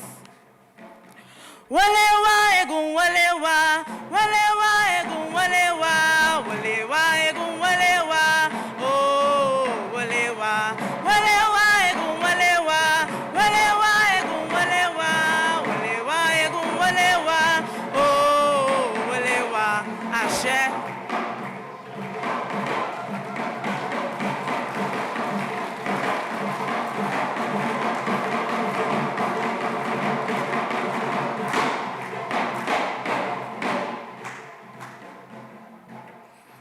Greetings. The world sometimes seems like a very normal place to us because we live in it. And so we look at a stone and we see a stone and we know everything about a stone. We look at a tree and we see a tree and we know everything about a tree. And then here comes the poet and the storyteller to tell you that, the tree has a history and the tree might be more than you think. So I found a story from FUNSO about how the vulture lost the feathers on its head. And I would like to share that with you. Because of the vulture's grudge. The pigeon is no match for the egret. Not in gait, and certainly not in flight. Why then do we anoint the plump pigeon and not the elegant egret to teleport our offerings of atonement? Because the egret is too close in size, if not in color, to the wider of span and darker of hue vulture, who harbors an ancient grudge against our ancestors, and if that thing about sons and fathers and the sins is true, us. Back in the days when our eyes were still on our knees and our chickens all had full mouths of 32 teeth, the vulture volunteered his legendary master of altitude to carry our pleas to the abode in heaven of the sky god, to beseech him to take pity on us and send down a little rain to quench the 100-year drought that was down pressing us. The single eye of the sky god inhaled the aromatic moisture inside the offering pot strapped to the back of the carrier vulture, and before the vulture could make it back down to his solitary hut on the far end of our dust bowl of our village, the gates of heaven opened, wider than the combined mouths of a herd of hippopotamuses in an articulated performance, and released the grandmother of all downpours, blind and furious. Alas, not a single villager would open their door for the vulture to shelter from the divine deluge. He was left to claw his hope into a skeletal branch of a baobab tree and resort to a catatonic string of ritual chants. As luck would have it, he survived the hailstorm. But no number of incantations, be they from the thin leg or fat arm of Ifa, were potent enough to keep the feathers on his head and neck rooted in place. Today, rather than carry our offerings to the sky god, the vulture eats them out of spite. So even though she cannot match the speed and love of altitude of the vulture, it is the gentle pigeon we send to transport our prayers to our ancestors in heaven.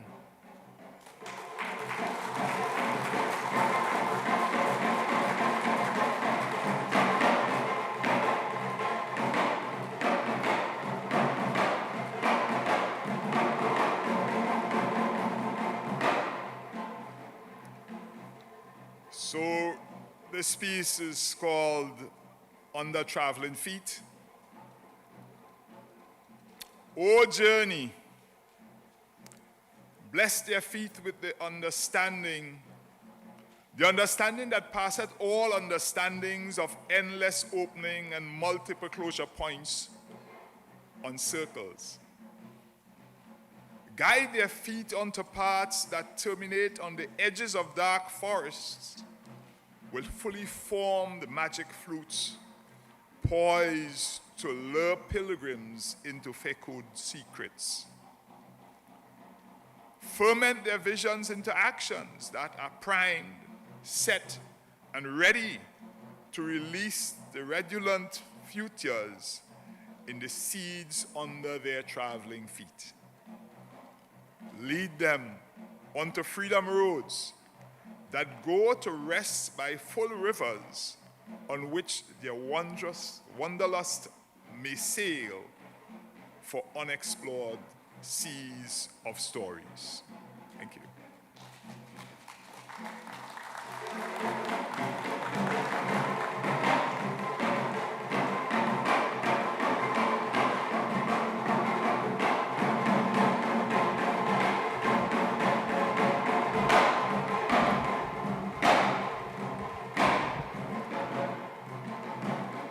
Context 5.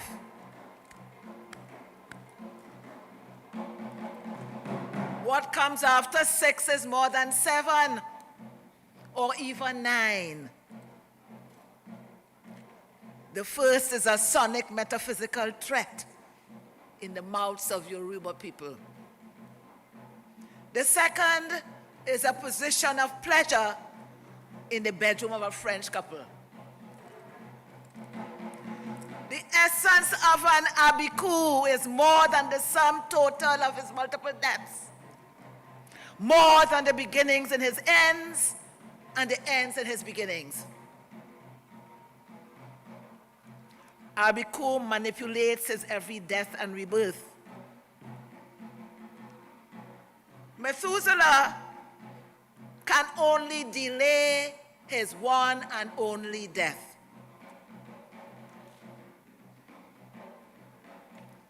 With or without a full hand, with or without the joker in the deck, even if you are more of an Anansi than Harry Handcuff Houdini, or a fully grown camel threading through the blind eye of a needle,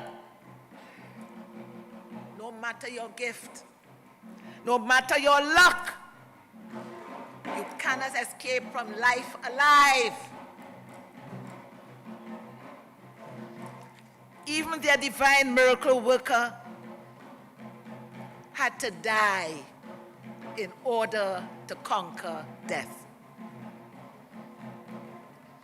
And to prove that what comes after death is more than the death of death. Thank you, Professor. You know, he autographed his book for me in 2000. Roseanne, many thanks for your laughter. FUNSO.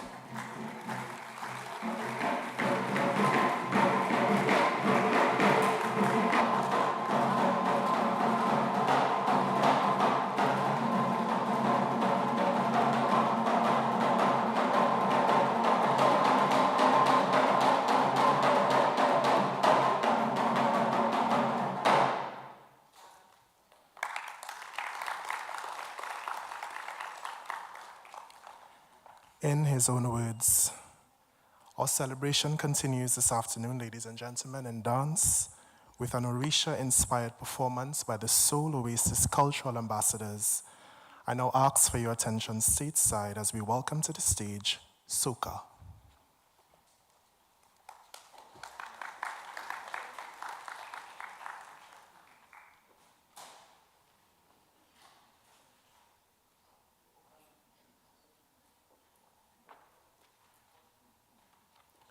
And I'm told, ladies and gentlemen, that Soca returned from a victorious tour in Wales just last night. So I think we can also give them a round of applause for their representation.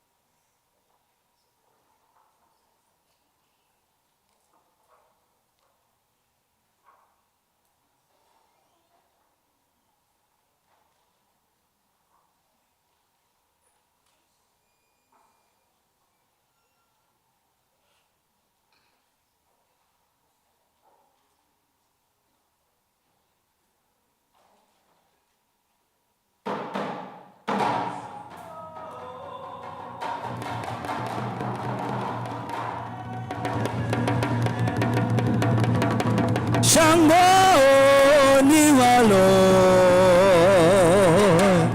erijaja orisharoko herumole Shango mojuba erile iwalo bakuso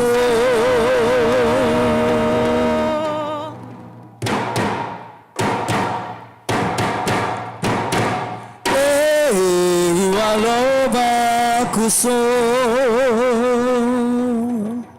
Sango baba wa sango alajo sango baba wa sabiye sile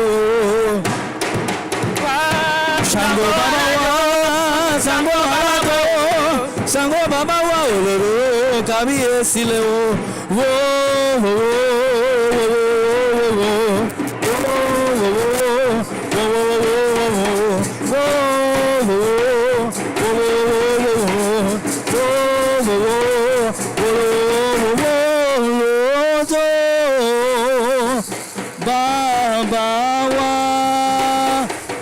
Fija moye olo ojo sango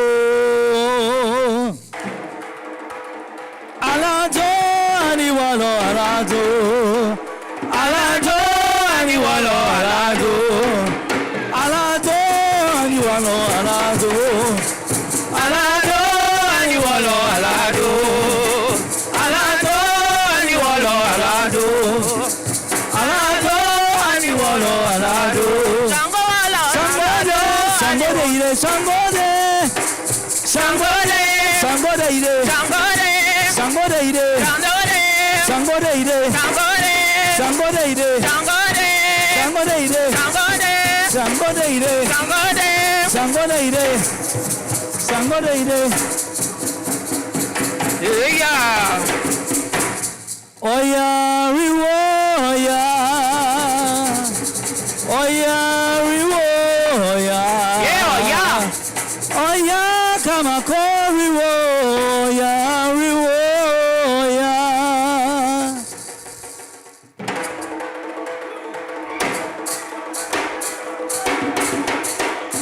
Veronica, Veronica, Veronica, Veronica, Sangomini, oh yeah. Veronica, Veronica, Veronica, Veronica, Sangomini, oh yeah. Veronica, Veronica,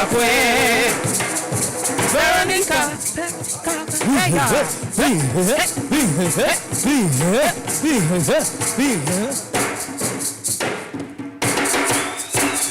Ah, yeah, premio, yeah, premio, yeah. Ah, yeah, premio, yeah. Ah, yeah, premio. Ah, yeah, premio. Ah, yeah, premio. Orisha wele amaloze, Orisha wele amaloze, Orisha wele amaloze, Orisha wele amaloze, Orisha wele amaloze, Orisha wele amaloze. Orisha wele amaloze, Orisha wele amaloze, Orisha wele amaloze, Orisha wele amaloze, Orisha wele amaloze, Orisha wele amaloze, Orisha wele amaloze, Orisha wele amaloze, Orisha wele amaloze, Orisha wele.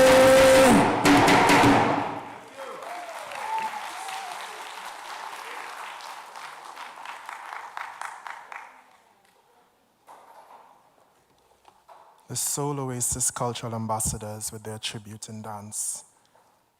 Ladies and gentlemen, among the many accolades that Emeritus Professor AIYEJINA is known for, I think that we can all agree that he cherished the titles of friend and family. And joining us this afternoon in celebration of his life are a few of his closest friends who, like him, are respected leaders and pioneers in their respective fields. Here to pay tribute, ladies and gentlemen, in this, our final segment of the afternoon, are Emeritus Professor Brian Copeland, Miss N2 Springer, Mr. James Armstrong, and Mr. Earl Lovelace. Please welcome them.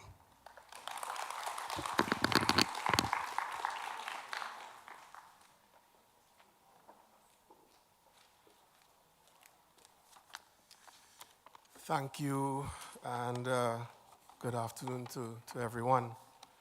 I have to say that when I was called to make this tribute, I was still in shock at the passing of my good friend, but I realized after hearing what everyone had to say today, it was more like a kindred spirit. Certainly thought very much alike, especially in the way in which we dealt with our fellow humans. But someone said earlier, it's all part of what we call life, and even life extended. And as I've told those close to me, 100 years from now, nobody that you know is going to be here. It's all part of it. But it would be a gross understatement to say that I was totally devastated then when I learned of FUNSO's passing. I became acquainted with this phenomenal individual when we both served as deans in our respective faculties. FUNSO's term ended upon his retirement in July of 2014, just 1 year before I finished my own stint in the Faculty of Engineering. Now, while most knew and respected FUNSO as an academic, I really knew him as an effective administrator. As dean, I quickly realized that he was one of the handful who could competently straddle both spaces, the academic and the administrative. As such, when I assumed the role of campus principal in 2016, I had no qualms at all in asking him to chair the campus's Curriculum and Pedagogical Reform Committee, CPR we called it, whose mandate was to shape that component of the St. Augustine strategic plan. I also had no hesitation in recommending his appointment in 2018 as head of the fledgling St. Augustine Academy of Sport, where he played a crucial and positively impactful leadership role. FUNSO, and I'm kind of smiling internally calling him that because I called him FUNSO. let's pay homage, Funjo, was one person I would turn to for advice, and this advice he freely gave, sometimes without even my asking. He had a keen sense of discernment, and most importantly, he could read a play, not literary play, people play, a mile away. We have a lot of those at UE, by the way. And he was, more often than not, correct in his assessment of a situation. My fondest memory of him, however, was our conversations on national and UE politics, and on the stories he shared about his experiences as a young university student in Nigeria. I was intrigued by his stories about his participation in the student uprisings during the time of political instability in his homeland. He often infused these with other accounts, and other accounts with his characteristic wit, as we've heard before.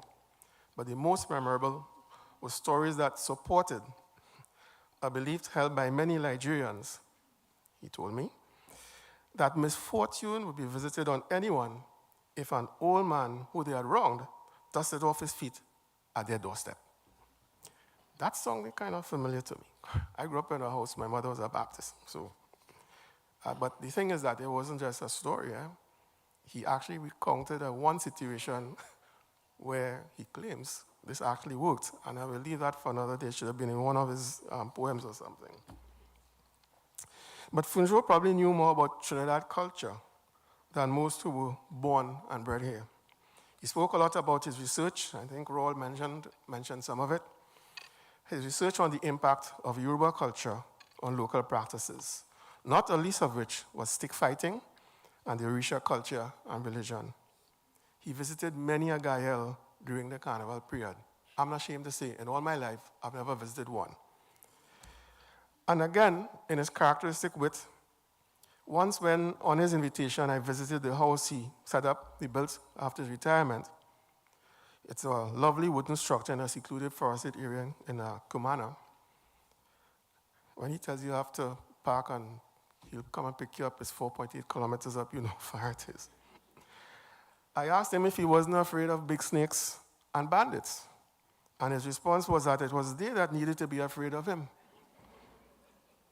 In the same vein, and much more recently, I think as middle of last year, he responded to my query about whether he owned a firearm, because I knew where he was, by stating that, and I'm quoting here directly from him, "People are more afraid of me as an Obia man than me of them. They take one look at my Orisha flags and they keep away." I am told that Yoruba religious belief, well, I'm hearing it now, it's confirmed from what I heard today, that the belief is that death is a transition to a distinct realm, a spirit world where the deceased are reunited with the ancestors and where they can continue to guide the living until they are reincarnated. I submit that's not much different from the philosophy of many of the major religions practiced here in Trinidad and Tobago. As such, I'll be very careful saying this because most people misconstrue what I'm about to say. It's about human beings taking care of those who have passed on. That's all that it is. So I have one request to make of you before I close. And it's a request I make anytime I'm asked to speak at an end-of-life celebration. The request is in recognition of the fact that in going through life, it is almost inevitable that every single one of us would cause some degree of hurt to others. Quite often, this is unintentional. And certainly in Funjo's case, I really cannot envision him causing willful harm. Regardless, it is our duty as fellow human beings, those who stay behind, family, friends, associates, and colleagues, to ease the transition into the afterlife by releasing all resentment that one may harbor towards the deceased. Don't hold them back. I ask that we do so now for Funjo AIYEJINA. Forgive and release. Travel well, my brother. I will miss that special Funjo handshake that always ended with a snap of the finger.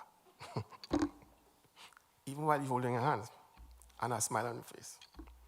To Funjo's family, his dear wife Linda, and his 2 sons, please accept my deepest condolences. Thank you.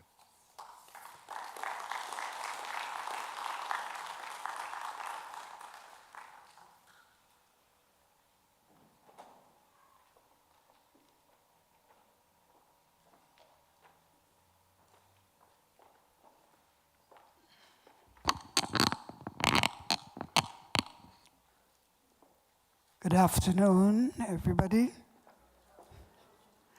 This poem is dedicated to FUNSO's beautiful place in Kumana, Togo, that Professor Copeland just mentioned. No human sounds intrude.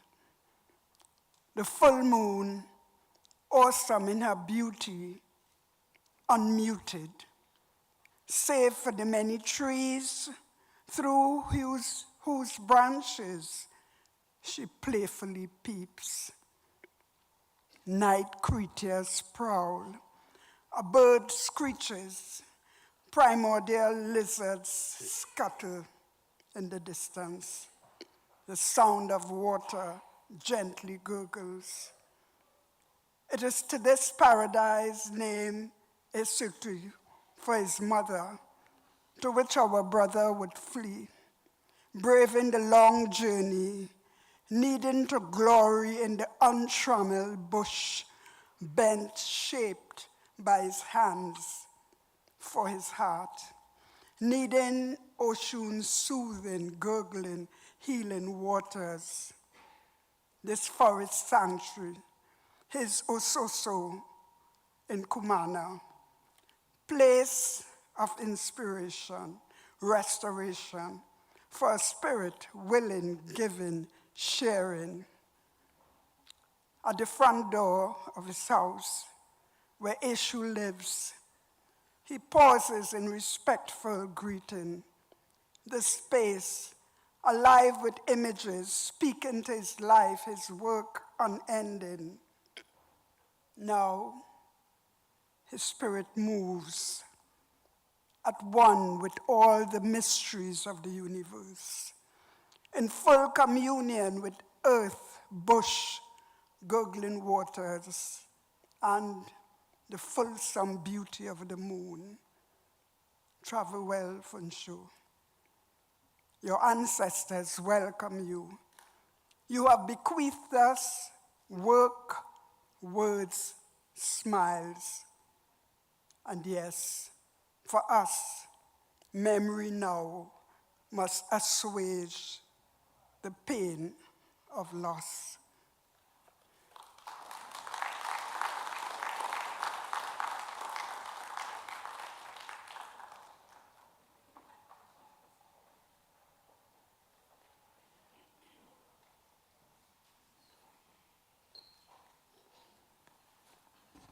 Good afternoon, folks. When I heard of Funsho's passing, I wondered how long it is that I had known him. I could not recall, but I know it's perhaps over 2 decades after I came back from abroad. And I believe I encountered him through my friend Earl Lovelace. And as soon as I met him, it felt as if we had grounded somewhere before, perhaps in his village, in my village, but there was instantly a brotherly connection that I really appreciated and that I felt deeply. We spoke very often about Africa because he knew that I lived in Africa for a while, went to Nigeria, but I never really quite understood Nigeria, so I was very glad when I met him. And, well, I understood Lagos, and he was very patient with me to explain the culture, the religion, the art, and so on, in particular. And I appreciated that very much. We spoke about African literature, which again I toiled with, but didn't have a deep sort of appreciation of it. And he was very patient and explained a lot of things to me. And one day he called me and he said, you know, I'm doing some research work on Lovelace. And I understand that you knew Lovelace as a young man. And I would like to enlist your assistance in getting some more information in the research work that I'm doing. And I have his permission to, you know, have a chat with you. So I said, okay, fine. I wasn't aware of that. So I immediately, after we were finished, called up Lovelace. And I said, well, Earl, you know, this guy trying to get some information on you. I mean, that, in my view, that's privileged and protected information. So I wanted to know whether I should go ahead. And Earl said, yeah, go ahead, you know, no problem. So I asked Earl, I said, but should I tell him everything? And Earl thought for a while. He said, well, you know how he is funny. So I know he was sort of processing it, you know. And he said, yeah, go ahead. I guess he felt that he could trust me and so on.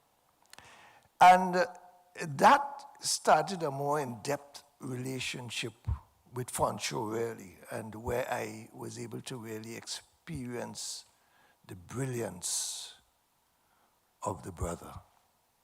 He would come to my house on occasions to talk about the research that he was doing. And he had a very sort of Socratic approach to interrogating you about the information that he wanted. And to also bring out from you your understanding of what it is he wanted and how he interpreted things. And I found him to be a visionary and to be purely just brilliant. He was a very critical and creative thinker who saw beyond the immediate, from whom I, in particular, was able to appreciate so much, not only in what he was doing, but in things that I also wanted to learn from him and about him. In addition to that, he also contacted me further and he said, you know, I'm doing some work for, I think it was a Bocas Lit Fest, and he wanted to go to Tobago and he wanted me to assist him in finding accommodation and giving him some contacts and continuing with his research. So I obliged, and I also gave him some contacts, and he went on his way to Tobago. And what I found interesting over that is that after he returned from Tobago, I am from Tobago, and I went to Tobago, and the amount of people that asked me about, how is Doc? How is the professor? Oh, that man is so beautiful. We love him, you know, we like him, this sort of thing. Now, that touched me a lot as well, because in Tobago, as in his country, you don't go there and people don't take you in just like that. In Tobago, people look at you, as we say, with cocky eye. So that when people mentioned to me and asked me about FUNSO and how is he doing and so on, you know, I realized that he really had an impact on all those with whom he had any interaction. And what was also moving is the fact that I'm not clear exactly what he did with Bocas Lit Fest over there, but young people would encounter me, even recently, and inquire about him. And at this time when young people seldom take their heads out of, social media apparatus and so on, I am pleased that he really had an impact and influenced not only the age or the seniors, but also the youths. I also had an opportunity to encounter some of his students through his suggestion in my own creative work. I did a lot of art and so on as well. And he said, look, I would like some of my students to come to your exhibitions, to film some of the things that you were doing. And they did. And they were very concerned about what I might report to the professor. So they always try to ascertain, how I felt about what they were doing and how they were doing it. And I was very pleased about the reports that they gave of this brilliant soul. I want to conclude by saying this in the 3 minutes that I have, which was a hard task, that I'm very glad when I heard that that FUNSO encountered the pan and actually decided to come to Trinidad, because I think we are much better off for it. I think that this institution, UWI, has benefited profoundly from FUNSO's contribution here. The students of this institution have benefited significantly. He has left a legacy. It is someone that I love dearly, and I know that he also had a great appreciation for what he experienced in Trinidad. I want to say, offer my condolences to Linda. We met on occasions at my home and so on, and always had a wonderful time. We love him, and we will always remember and appreciate his great contribution. Rest in peace, FUNSO. Thanks.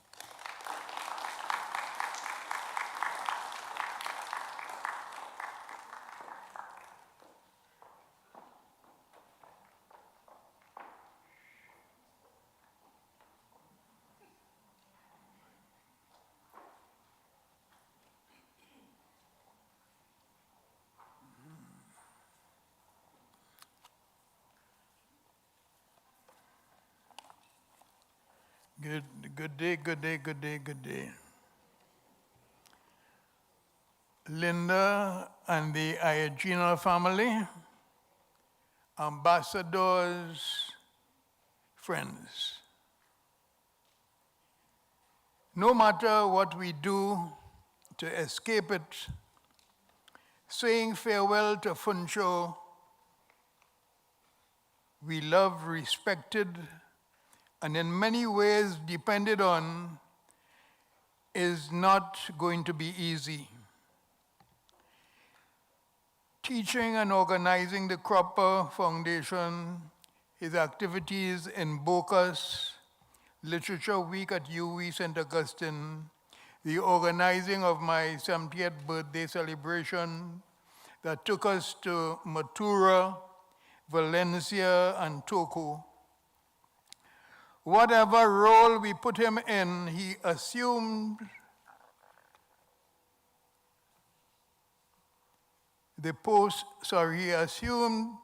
produced accomplishments that established FUNSO as a key figure in the post-70 offering of UWI. Indeed, as a special talent that it would be impossible to replace. Funsho came to UWI as a doctoral student, 1977 to 1980. When we met, he was brought to Mathura, where I lived then, by Ken, Professor Ramchand, one of the regular visitors. He talks of that time, Funsho is, of presenting himself as the chicken at the gate of a strange city, standing on one leg. He had never been to that city before and did not know the walking style of that city. So he was standing on one leg, waiting and watching to observe the tradition of the city, to know whether he should strut on both legs or hop on one. But while Funsho was looking on to see how he should act in Trinidad, those of us who had come into contact with Funsho, would be the one standing on one leg, looking at Funsho to see how closely he aligned with a true idea of Africa. The cultural awakening of 1970 was still in progress. How do we become African was a question posed by many thinkers. Walcott's dream on Monkey Mountain had not stopped us, but had presented the need for caution. Africans were embracing Orisha, but what did we know of Africa? How intimately did we know Africa? Funsho would be our guide. Not overtly, not as a teacher, but as someone we could talk to, a friend. Funsho was a friend. He was Africa we knew, we could talk to, but there were others that had taken another route by becoming African by an act of the imagination. I am thinking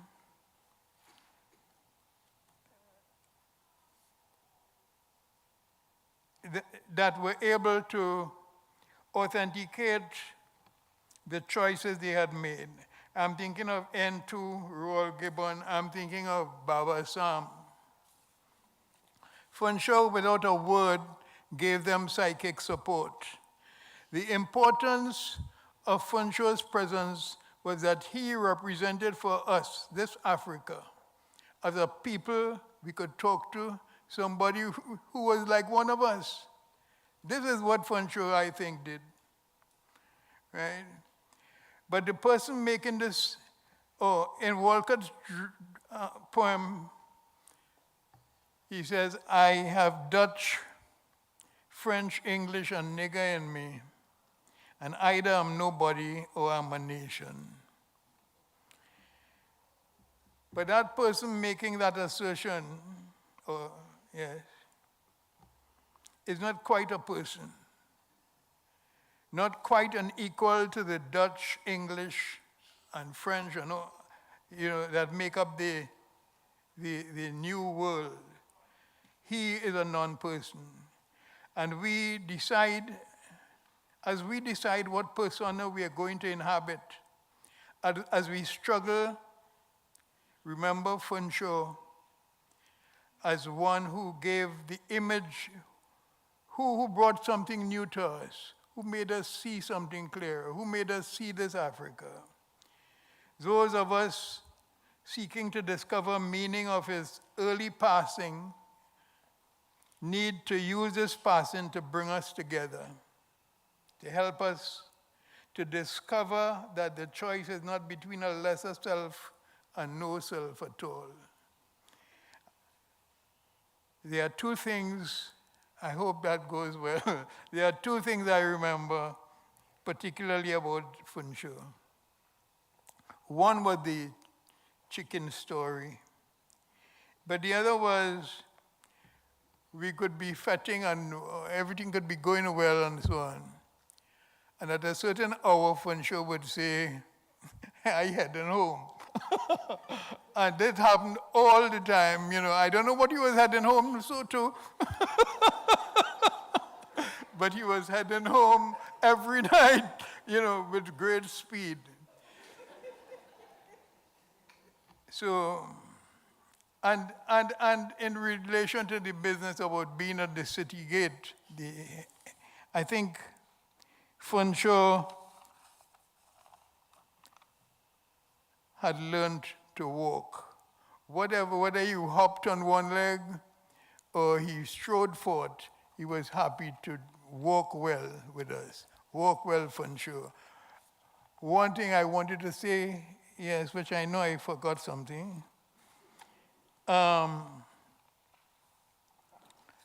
think, I'm saying again, let me emphasize that this early passing that we see in FUNSO forces us to come together.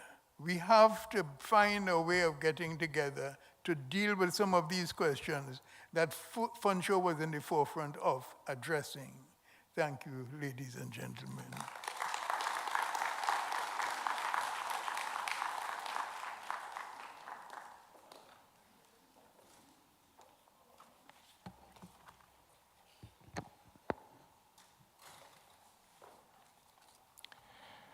Ladies and gentlemen, as we prepare to bring today's formal proceedings to a close, we are reminded that there is no duty more urgent than that of returning thanks. And so to officially show appreciation at this time on behalf of the family of Emeritus Professor FUNSO AIYEJINA, please help me welcome Mr. Arden Kwamina.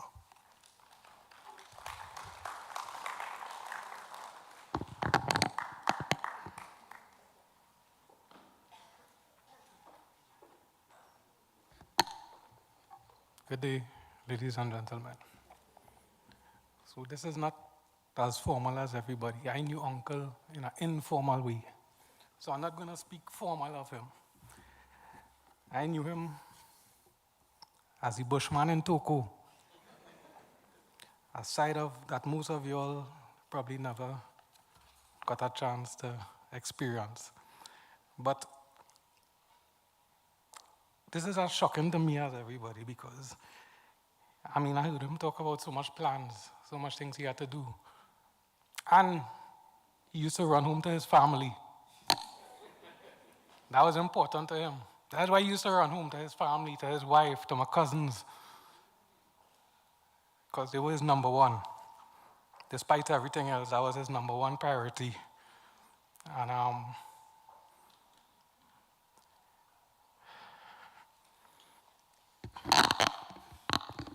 good afternoon, everybody. I am Charmaine, the sister of Linda and the sister-in-law of FUNSO.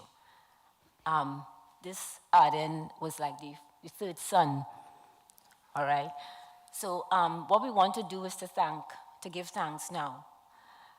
Listening to a lot of what was said today, the thing that stood out for me the most was that FUNSO, there was a thread, a common thread in everything that was said by each of the persons. I don't think that we are going to remember FUNSO. Yes, we have his work, and we have the fact that he is or was a gifted writer. But the thing that stands out is who FUNSO was. There are certain words that were used continuously: humility, kindness, honesty, the ability to make you feel comfortable. He could walk with kings and walk with the man in the street. And we want to thank you for bringing that out today. On behalf of my sister, Linda, his wife, his sons, Abiname and Ararime, Arden, his sister Joy, who is probably watching via the feed in Nigeria, and the extended family, which are the Kwaminas. We want to thank all of you who spoke today and all the performances, because we feel that you demonstrated who FUNSO was. We would also like to thank the organizers, Royal Gibbons. Thank you, thank you, thank you for pulling this together.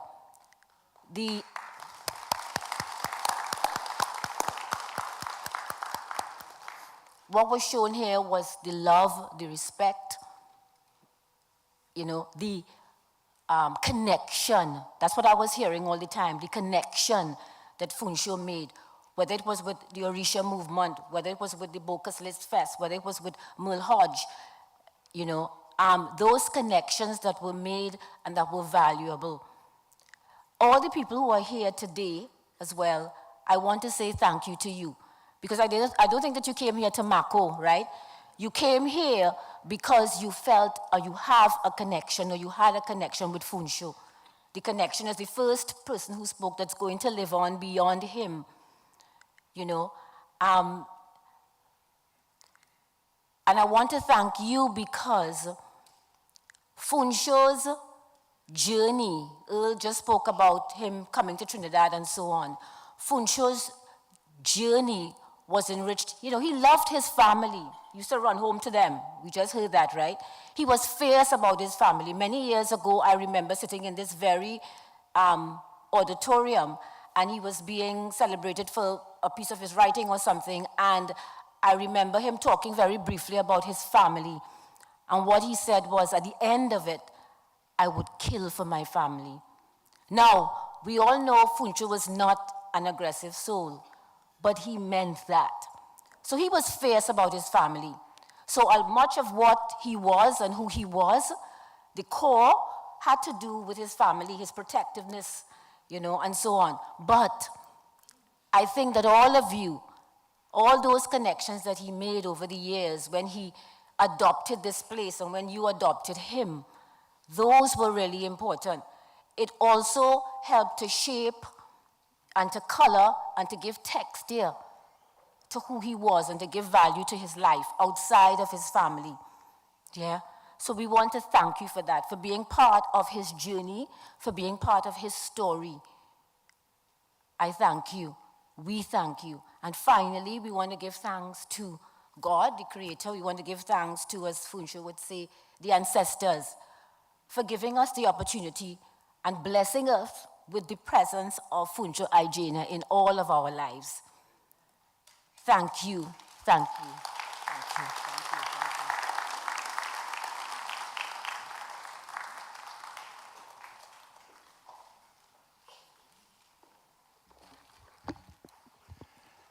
you. Ladies and gentlemen, online viewers, this brings us to the end of the memorial service in celebration of the life and work of our dear Emeritus Professor FUNSO AIYEJINA. Indeed, a day of reflection, courage, and outpouring of love that I trust has inspired us all. We say thank you for your show of support today and encourage you to continue to stand behind the family and friends of our dear Prof. AIYEJINA. For our finale this afternoon, we celebrate with Pan, and on a high note, led by one of FHE's very own students, Emmanuel Joseph. And ladies and gentlemen, we ask that you truly, truly take this time to celebrate. Thank you for being a wonderful audience and for sharing this time with us. Until we meet again, do enjoy and wishing you a safe, onward journey. Good afternoon, everyone. Thank you, Mr. Alder. I will just quickly introduce these pieces as we celebrate and honor the life of Professor. We give praise and thanks to the Almighty for giving him to us, and we understand and acknowledge that he will always be there for us through word and through his legacy. We shout a cry of joy having known him in the word Dingole, and of course, we accept that his legacy will live on like an engine that will never be stopped through his descendants and of course through his words. Thank you.